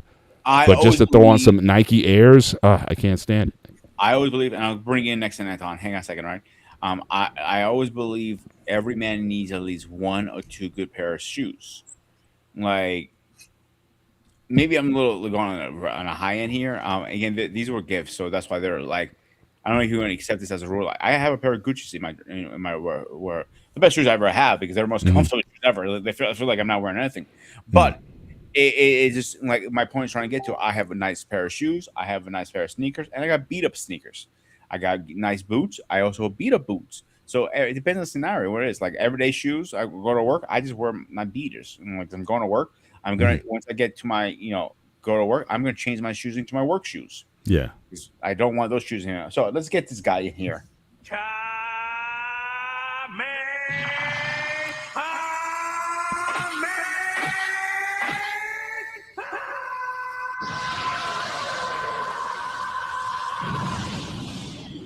And a baby in his arm too. So it's impressive. I had to calm her down. She got a little freaked out by the storm and everything else. Oh. So the minute I just changed her, and the minute I held her, she just quieted up, and now she don't want to leave my side, as you can see. I heard that. That's right, good. man. So I know you've been listening, and I know you've been commenting in the chat. So anything you want to say on this idea of looks versus personality, either in the dating aspect, in the career professional aspect, in the social aspect, in the dining aspect. So how do you kind of land on these? I think I'm still putting looks still more so at the forefront, or if this is a race, I still got looks ahead, not just how you look just physically, what you're born with, but how you dress and present yourself. Right. But where do you land on the on that breakdown? And again, especially in those different areas and arenas that I talked about, because I think the rules work a little bit differently in those areas. It does. The first aspect you were talking about when it came to dating, personality definitely goes a long way, because I'll be honest, when I was younger, like especially in high school and in college, I didn't have the look. I was skinny. I had the glasses, so on and so forth. I was maybe $155 when I graduated high school, and I added 10 pounds after my first year in college. So I really didn't have the look. So I had to learn to have personality, and it did help in some aspects, especially when it came to talking to ladies. But I did get friend zoned a lot because of it, and because I wasn't that type of guy they were attracted to, and ironically, some ladies thought I was gay. That's why they didn't give me the time of the day as well. I didn't really start learning to put everything together until I joined the Army, and then that's when I really started to get in. I put on a little more weight, but everything started to come out. Like my shoulders came out. I was starting to be in better shape. I got the 6-pack, the arms, legs, everything started to come together. And then all of a sudden, then ladies started looking at me. Then they found out I was in the service. Oh, all of a sudden, the skirt got up a little bit higher, so on and so forth. They wanted to talk to me, things like that. So it was, I had to have personality first. And then once the looks came, I didn't try to just use the looks. I still try to work on personality as well. So I built it on that. Now, occupation-wise and everything else, looks is important. How to look presentable, how to look in the uniform. Now, it was never a problem for me. I went to Catholic school all my life. So 12 years of Catholic school, I was always in a uniform or dress code. always. So, throwing on a shirt and a tie, pants, shoes, a blazer, that was never a big deal to me. No problem at all whatsoever. And it helped me when I did job interviews. I always, if I didn't have a jacket, I had a shirt, tie, button up, pants, shoes. Even if it was even if it was at the job, even if it was at my job or for a position within my job, I still wore that for an interview. Problems whatsoever. And I used my personality as well and my knowledge and my job functions, and that's what definitely helped. And at the same time, I mean, that's basically what it is. Like some people are late bloomers, and I was a late bloomer. Same here. I learned, like, once the looks came, I didn't let the looks go to my head. And because I had the looks, I used my personality, and I think that's what attracted some women to me even more, is because I didn't have looks. I had looks and personality. Let me ask you this. How did because I think between both of these, I think there's also a feedback loop. I think that if you improve your looks, it has an effect on your personality and vice versa. So did you experience some of that? Like you said, you got the you already had personality already, but you got the 6-pack, you gained 10 pounds and you started to put things together. Did that then feed back in terms of your presence, when you went into a room, how people interacted with you? Did it change in a positive way your personality or, your ability to hold and your confidence? Oh yeah. Talk about that. It definitely helped. I think the confidence part definitely came when I joined the Army. That, I think, where it came from. Once I joined the Army and I learned to develop that confidence, everything else just started carrying on its own. And I think that was the one thing that I really didn't have that type of confidence when I was younger. But I think once I went to the Army, when I first joined the Army, I learned to have that confidence. And some people may see it as arrogance or cockiness, but I didn't try to make myself the loud person in the room. I can just come into the room and say, "Hi, how you doing?" and not feel uncomfortable in any way, shape, or form. Right. And because I was in private school, and Paul, you probably know this, I was that one person or one of the handful of people that looked like us in that room. Yep. And I learned not to get phased in any way, shape, or form. That was something that I learned. Like I said, 12 years of Catholic school. My parents helped me with that as well. My older sister, my cousins, they all went through that type of experience in some way, shape, or form. And they all taught me like how not to let anyone see you scared. Because the minute you felt uncomfortable, the minute you felt a little bit of sense of fear and they saw it, you felt like chum in a tank full of sharks. Yeah. So I had to learn to have that type of personality to come into that room. And I didn't command the room, but it helped me develop the personality where my wife says, I can go into an empty room and make a friend. That's the type of personality I learned to develop. I learned to be comfortable in who I am. Hi, how you doing? Shake hands, very good grip, eye contact at all times, and I just learned to put it all together over time. And the things that in some areas I learned, reading GQ, reading other magazines at that time that helped dudes with things like this. And I'll be honest, for a period of time, I dated older women. So they also explaining certain. Look at you going after the cougars. Hey, I learned a lot. I learned a lot from dating older women. Hey, I'll be honest. What's the one thing you can get from older women? What's the multiple things you can get from them?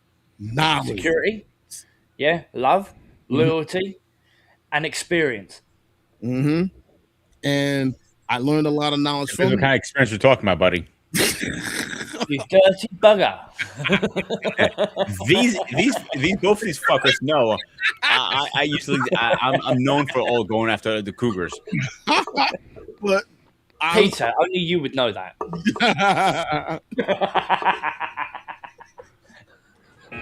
You've reached your limit on talking. Shut the fuck up. But I love you though, brother. But fucking hell. Sorry. it's great. You've reached your limit on talking. Shut the fuck up. But You going for 3? Hi. Nigga. You've reached your limit on talking. Shut I the would like fuck to put up. 2 fingers up, but there's a child on the screen, so I You've can't. reached your limit on talking. Oh yeah, child kid, Fuck man. up. yeah, be I mindful. forgot all about you were talking. I forgot all about that. Yeah, but hope you guys you sleep. But Greg? I'm going to choke slam you through this camera. Go ahead, Don. Before this knucklehead takes over the show. But learning all that and putting it all together, it definitely helped. Gotcha. Now let me ask you something, if you don't mind. Well, go ahead. Ask yours. I'll come back to him. And I was going to just go follow up a statement. Like, one of the women I dated, she's older, and she always like,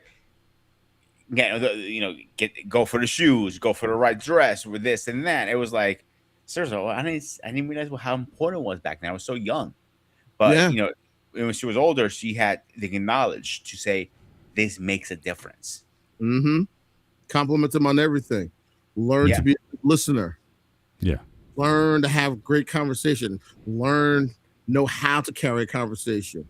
Talk about a plethora of things. Learn to just have an understanding of a multitude of topics, of subjects. Even if it's something that you're not into or something you know nothing about, read up on it. And sometimes it does help as well.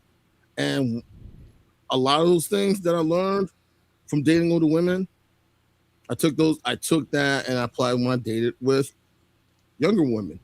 When I started dating women in my age group, and it definitely did help.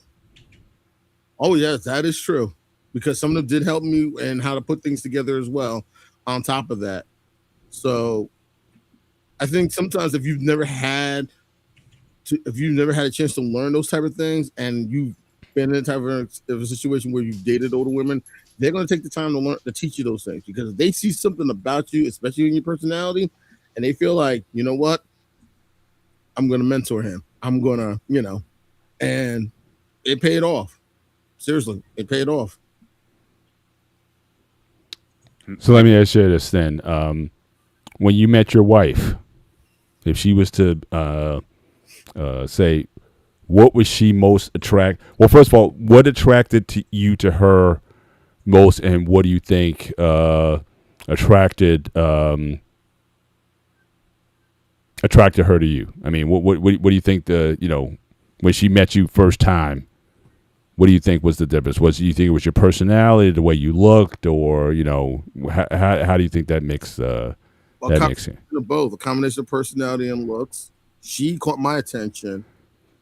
I caught her attention first.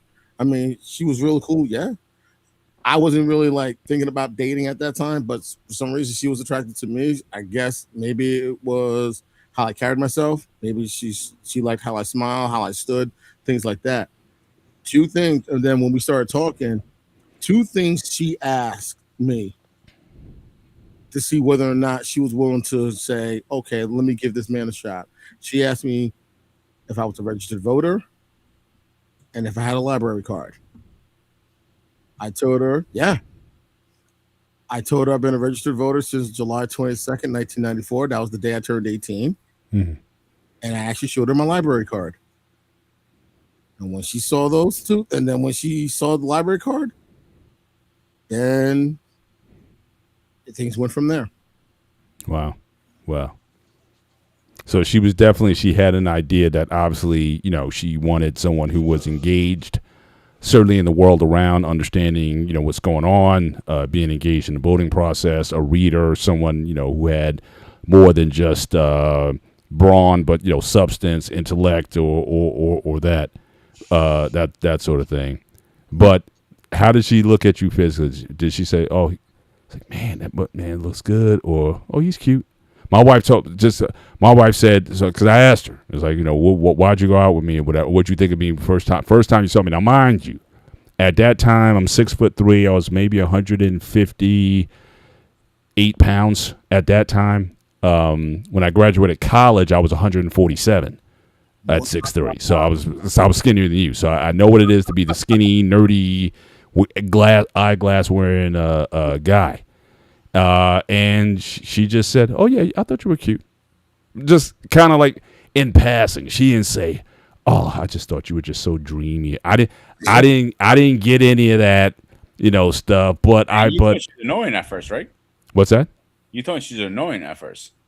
No, I thought she wasn't annoying. She was very flippant. Like when I met her the first time, it was with her office mate, and her office mate has a very gregarious personality. So you want to talk about personality? She might be a bit over the top. I mean, she's like really gregarious and extroverted and things of that nature. So it's like, hey, come on over and meet, So she introduces me to my wife, and my wife just says like, hello, like very nonchalant, flippant, just dismissive, kind of like whatever. I'm like, man, it's like, it's like, what's up? But just very, I don't think she even looked at me. You know what I mean? It wasn't, but there was no sparks. There was no eye contact. So for us, it wasn't about attraction, and she didn't meet my criteria. I had criteria. I wanted someone about 5'2" to 5'4". I wanted a short woman. My wife is 5'11". So, and her friend who was in the office, she's 6'2". She played ball for North Carolina. She knows Michael Jordan. She played on the North Carolina women's team back in the 80s. Okay. So, and she played some ball internationally as well in Europe and stuff. So but she's definitely Carolina blue all the way down. You know what I'm saying? So she's 6'2". My wife's 5'11", and in heels they're even taller. So I remember the first time I saw them, they would always go to lunch together. Okay. And it was like two giraffes, like walking down the hallway in the AT&T building and whatnot. So it must have been, so it was like, like way over, and really, but it wasn't so much looking. Yeah, I thought she was, I tried to, but again, tall. I was like, I just wasn't thinking. Okay. But her friend insisted that I took her out. So this is like after several weeks we're going to lunch together and everything. And I go over to say hi because they sat together. So I went over there one time to say hi, whatever. Say how you doing? And the first thing she said, it's like, when you taking Dottie out? This is my wife. She's like, when you taking her out? And I was like, huh? And she was like, you need to take this girl out. And so I don't know what it was. It was purely platonic. I wasn't feeling her like that. But then, but we started talking. So I can say that our relationship started off with the personality and with the character, because I was very clear on what I wanted. I had the document that I wrote about what I wanted in a wife. I shared it with her, and I was very marriage minded. And so that is what kind of got her interested. It was like, oh, this guy wants to be, what? Okay, now I want to know more. And we talked for about 2 to 3 weeks before we went out on a date.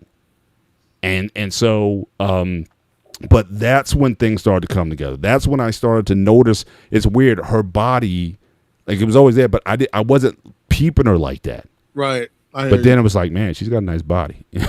So, then the physical stuff started to pop once we clicked.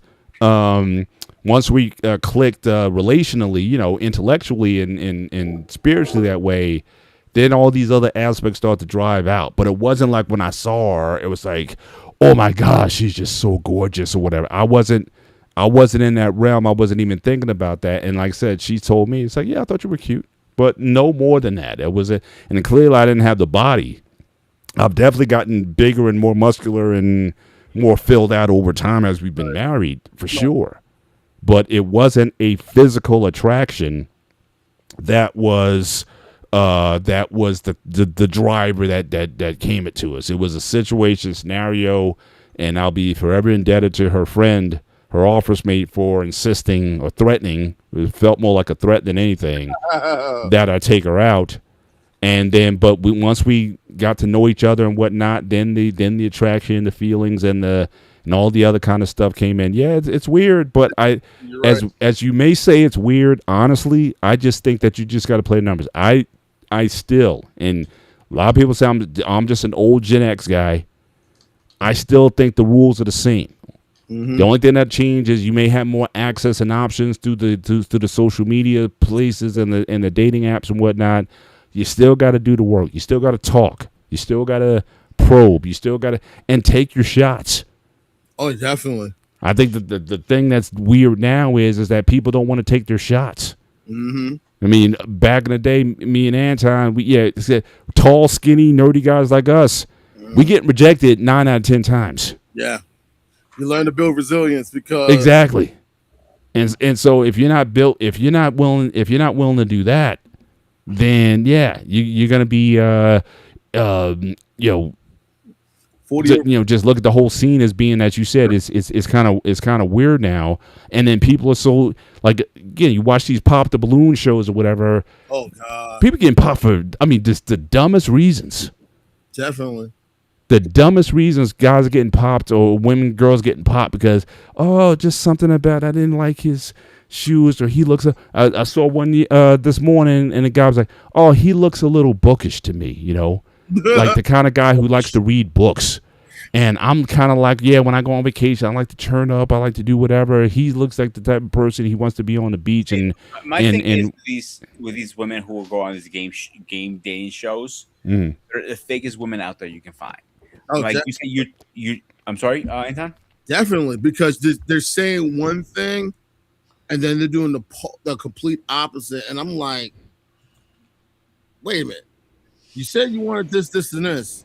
Now here it is in front of you, but because he doesn't look like a Shamar Moore or Tyrese or whomever, then all of a sudden, oh, there's something wrong. Like yeah, some people, like you have some that have these most unrealistic expectations, yeah. and I feel But like, it's not even so much that. It's like it's just the littlest thing. It's like you're looking for the fault before you. Like I said, imagine back in the day, we didn't have cell phones for a minute. oh, exactly. It was like, yo, can I get your number? Uh-huh. And talk, and we didn't have. I didn't own a beeper. You had a beeper back in the day. Beeper. I had a I didn't own a beeper. Pager. had a It's beeper in called high pager. Pager. Yeah, I didn't have any of that. I So did. it was like literally, I'm like, what's the best time to call you? Or call me after 8 o'clock. I'm getting back from class or studies or whatever. Boom, boom, boom. We on the phone. I mean, on a wired connection phone. Exactly. And I mean, the thing is, these young people don't have no idea the work you have to put in just to even have an opportunity to take the person out. Like I told my wife, I ain't looking for a wifey. I want a wife. And she was like, Yeah, exactly. like I want I'll give you an example for a second. Paul, you said you talked to your wife 3 weeks before you guys went on your first date. Yeah, we talked about. But two almost 3 weeks. Yeah. Okay, you're lucky you be able to talk to a woman at least a week before she says, "So when you taking me out?" If that's the case, that's how fast they want to go out, and that could be good or bad. You know what I'm saying? And it could be good because you see if you guys click and you don't waste each other's time. But at the same time, it could be bad because let me get to know you first. You need to be. See, back in the day, we didn't even do that. I mean, there were certain dates. It was like, look, like we may have a phone call, but the idea was to go out. Sometimes you might get a date that night. Like if you meet her, like especially back in college, right? It's how it is. It's like you meet her in the dining hall or in the on Livingston campus or whatever. It's like, look, we want to get together later on at the student center, at the whatever. Like I said, coffee date kind of thing. I mean, it wasn't like you were. I'm not arguing that part. Right. All I said now is different so much. Like I'm talking about from personal experience too. Like you told me like about pre-COVID and back, I could get a date just like that.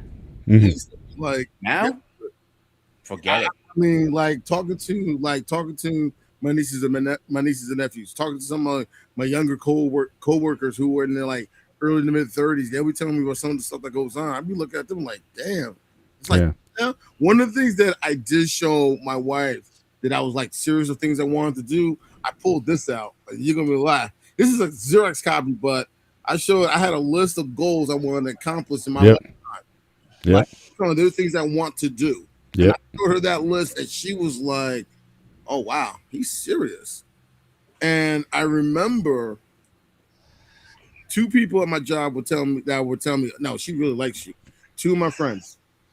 One of them happens to be my children's godmother, and the other woman is also a very good friend.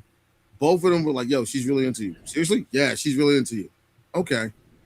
One night, she was telling me that she had difficulty trying to get home from work. Okay. I came in on my day off to pick her up, drove her home, and we sat in her car in front of her house and just talked till the sun came up. That's all Yep. we talk. And I think it was like maybe 6 o'clock. The sun was coming up and everything else. And she got out the car. I drove off and I thought she was pretty cool. She knew, and I didn't find this out till our wedding day. She left a note in an envelope. And when I was getting dressed, getting ready for the ceremony, I saw the envelope and I opened up and read the letter. And she said from that night when we talked till the sun came up, she knew she had found the man she's going to spend the rest of her life with. She automatically knew. Right. But when did it get, when did the physical attraction hit? Because like I said, with my wife and I, the physical attraction, I don't know if it was there, it wasn't like immediate. Like people talk about these fireworks and stuff. It wasn't fireworks until we got into, like I said, that 3-week period of talking and we started dating and then things from our first date to marriage was 10 months. I proposed I knew I was going to marry her after this is May. By July, I knew I was going to marry her.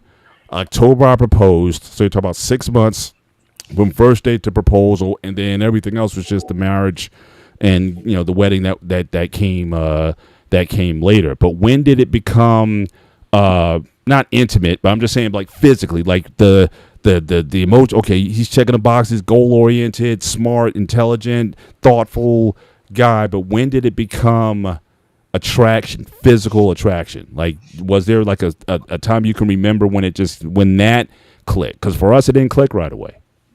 It didn't click for us. Oh man. Ironically, the funniest time I can say that happened, like things clicked attraction wise, it was on our second date, and that was the time she got arrested. Whoa, what? Sorry? Someone got arrested? You have to get out. Okay, can we talk about this now? Yeah. No.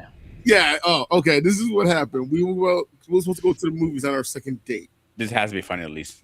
and we're driving, and I'm driving her car. Her license was suspended, so I'm driving her car. Mm-hmm. We're driving, going to the theaters and everything else. We get pulled over because the police were ran for driver had a suspended license.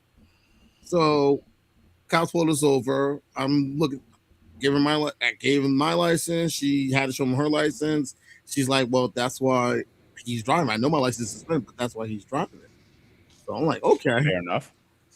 So they run they go run, look through her license and everything else, and they were like, "You need to step out the car."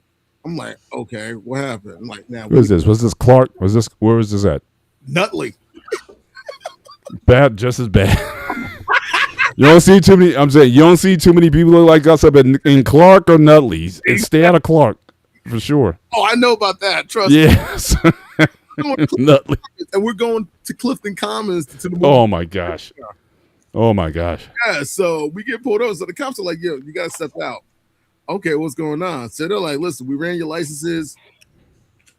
You're good, but she got a warrant out for her arrest." I'm still like, "What?" What the fuck? Yeah, she got a warrant out for her arrest. So we gotta take her in. And I'm looking at them like, "Why y'all telling me this? Y'all the cops." Both cops looked at me and said, "Bro, you're her girlfriend, you're her boyfriend. You gotta tell her." I'm sitting like, okay, no. I was like, wow, all right. Oh, who got arrested, Braxton? My wife did. That's what happened. So, no mug shots. No mug shots. Wow. So I tell her, all right, good news is I'm good. Bad news is you have a warrant for your arrest. She's like, what? And they gotta put you on the arrest. And she's in shock, like, no, you serious? Like, I didn't make this up. Dude, if you're fucking with her, that'd be the worst joke in the world. Exactly. So they came, they had to take her in and everything else. They went through the motions, so on and so forth. So Did you bail her out? yeah, I bailed her out. Oh, you're locked in. So You're locked in. so I'm asking the cops, okay, why is she being arrested for? She had a warrant for an unpaid ticket. And I'm saying, like, wait, you arrested her for an unpaid ticket? It came up. She had a warrant for an unpaid ticket. And Paul, you know how it is here in Jersey. They will give you a warrant for the smallest things here. Even here in PA, bro. That's in every state now these days. Like, if you're jaywalking, you got a ticket, and you don't pay it, you're getting a warrant. They want that money. I think that's a stupid rule or law in your country because we don't have that here. Hey, that's how it is You here. probably have it, but under a different name. Yeah. That's what it is. It's like a quality of life thing. That's what it is. So I bailed her out and everything else. And I forgot. I don't think we even went to the movies after that. Mhm. What movie we were going to see. But ironically, once that happened and everything else, it kind of went from there. See, I never had an issue like that. I came close getting arrested once on a date. So Wow. you guys remember me telling you about my ex, right? That one, the toxic one. Which Yeah. one?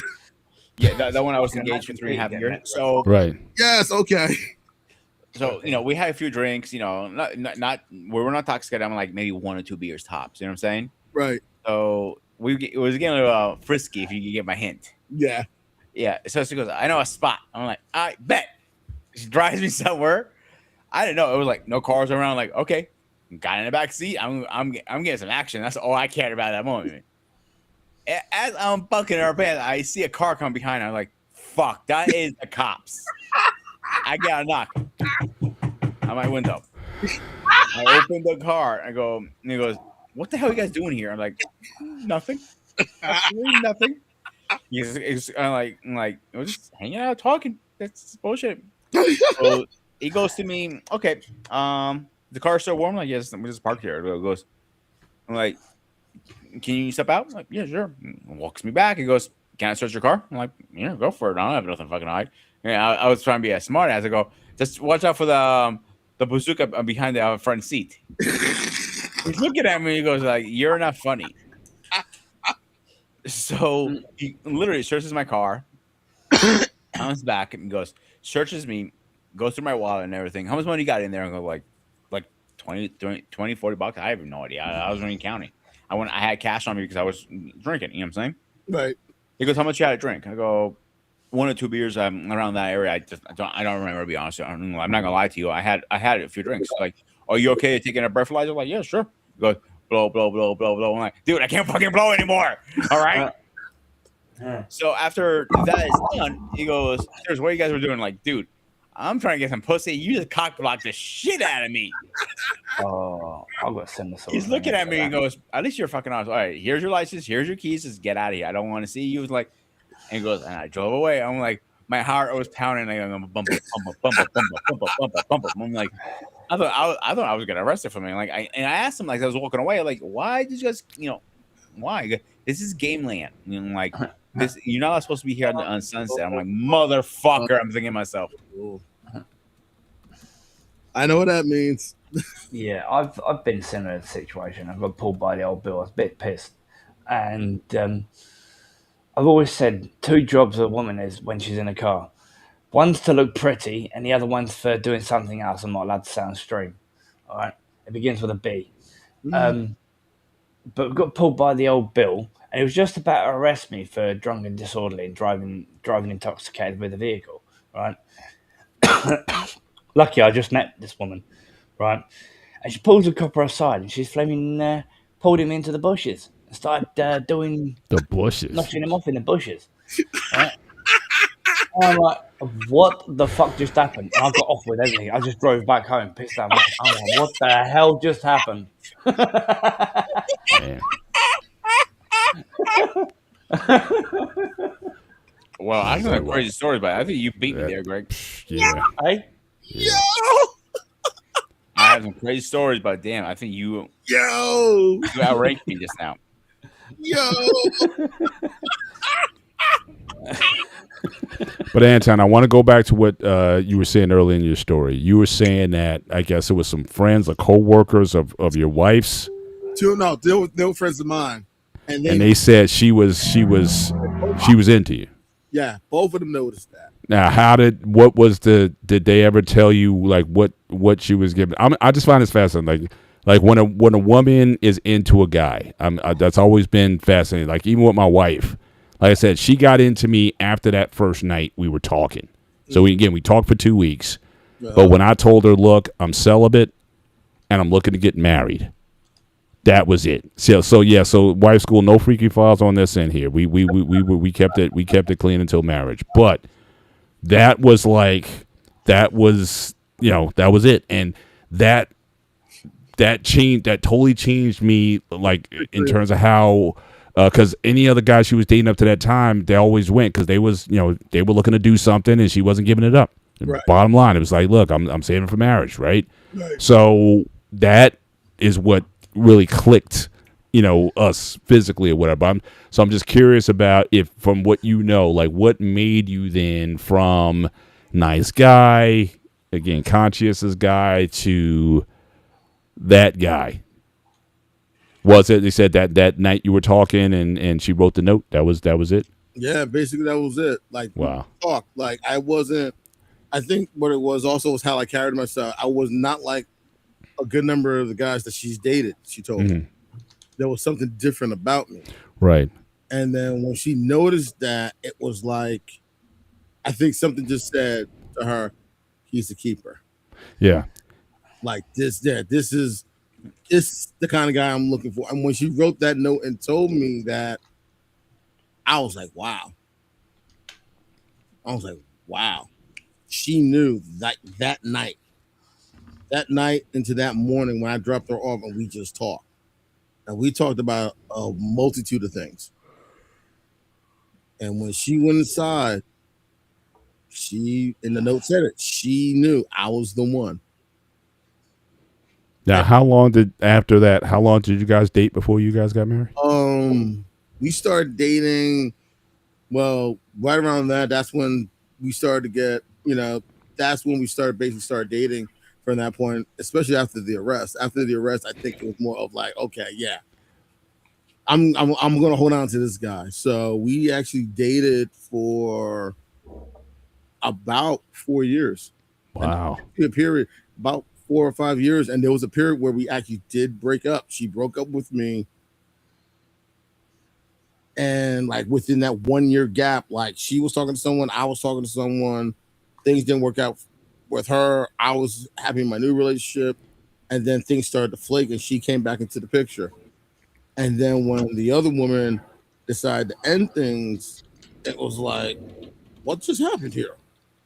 Like she started ghosting me, and then when she just like ended it just like that, I was like, okay, didn't see that coming. And then after that, it was like we still talked and everything. And she's like, "Are you okay?" I'm like, I'm just trying to figure out what just happened here. And When did she break up with you originally? I think Hang on, we got to say let's say that because we got an interview with Anton coming up, correct?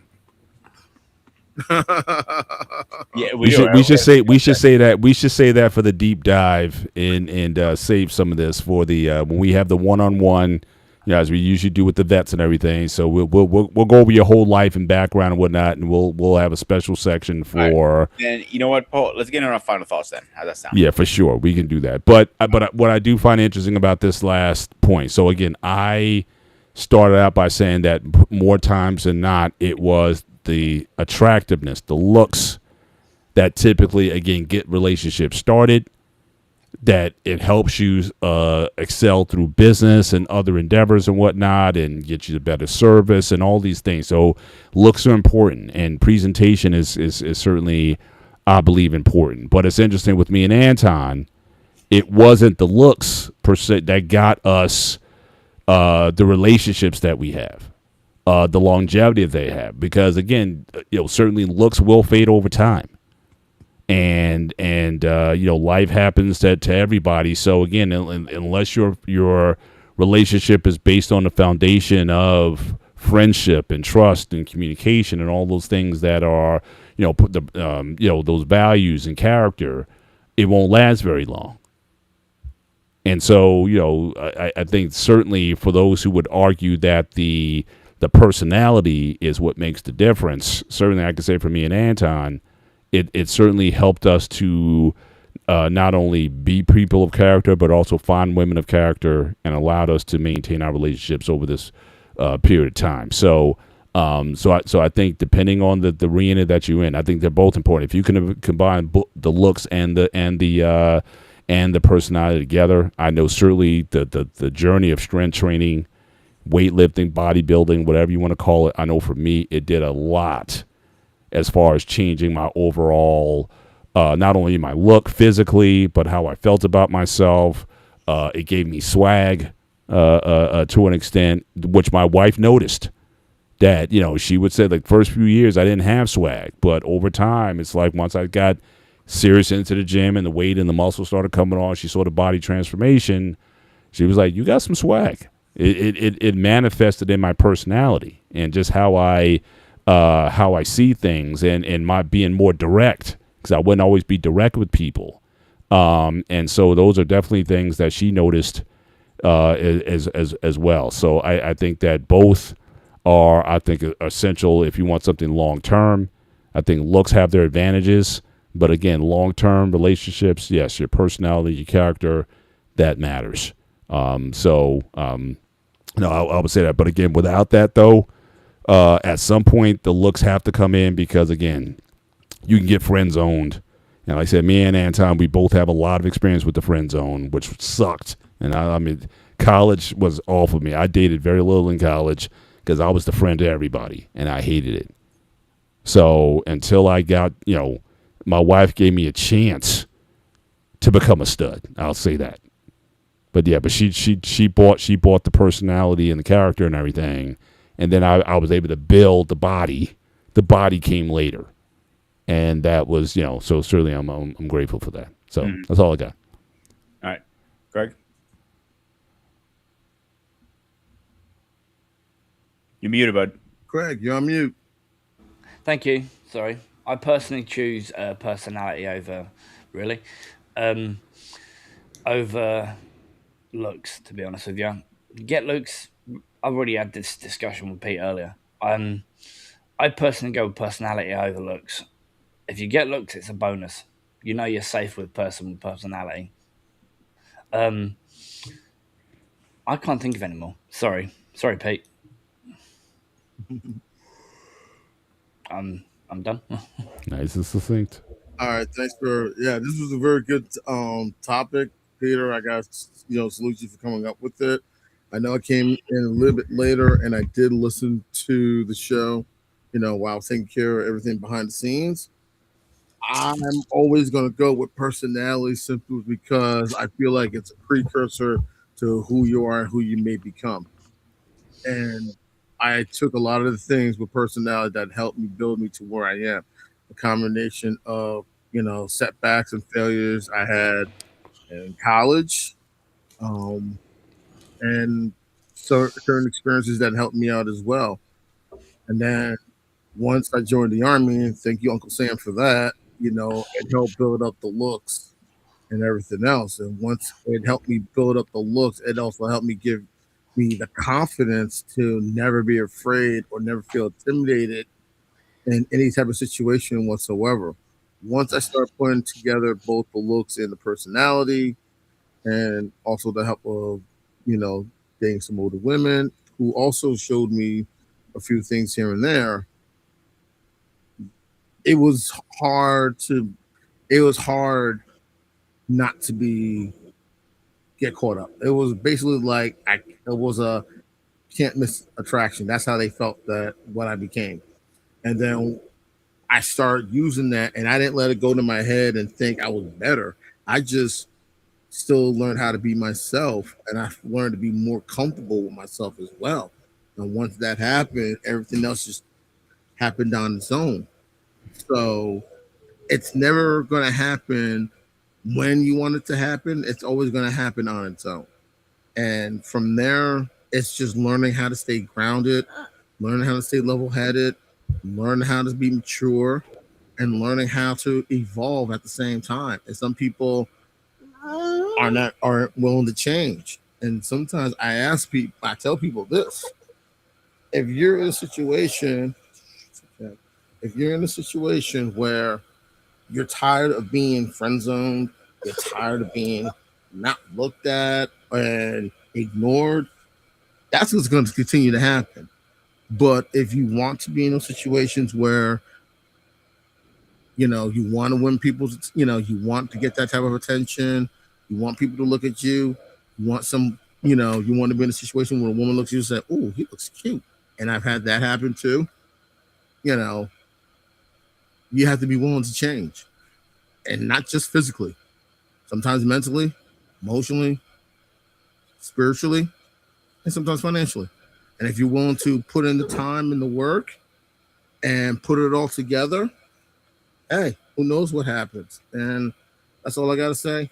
Some words worth thinking about.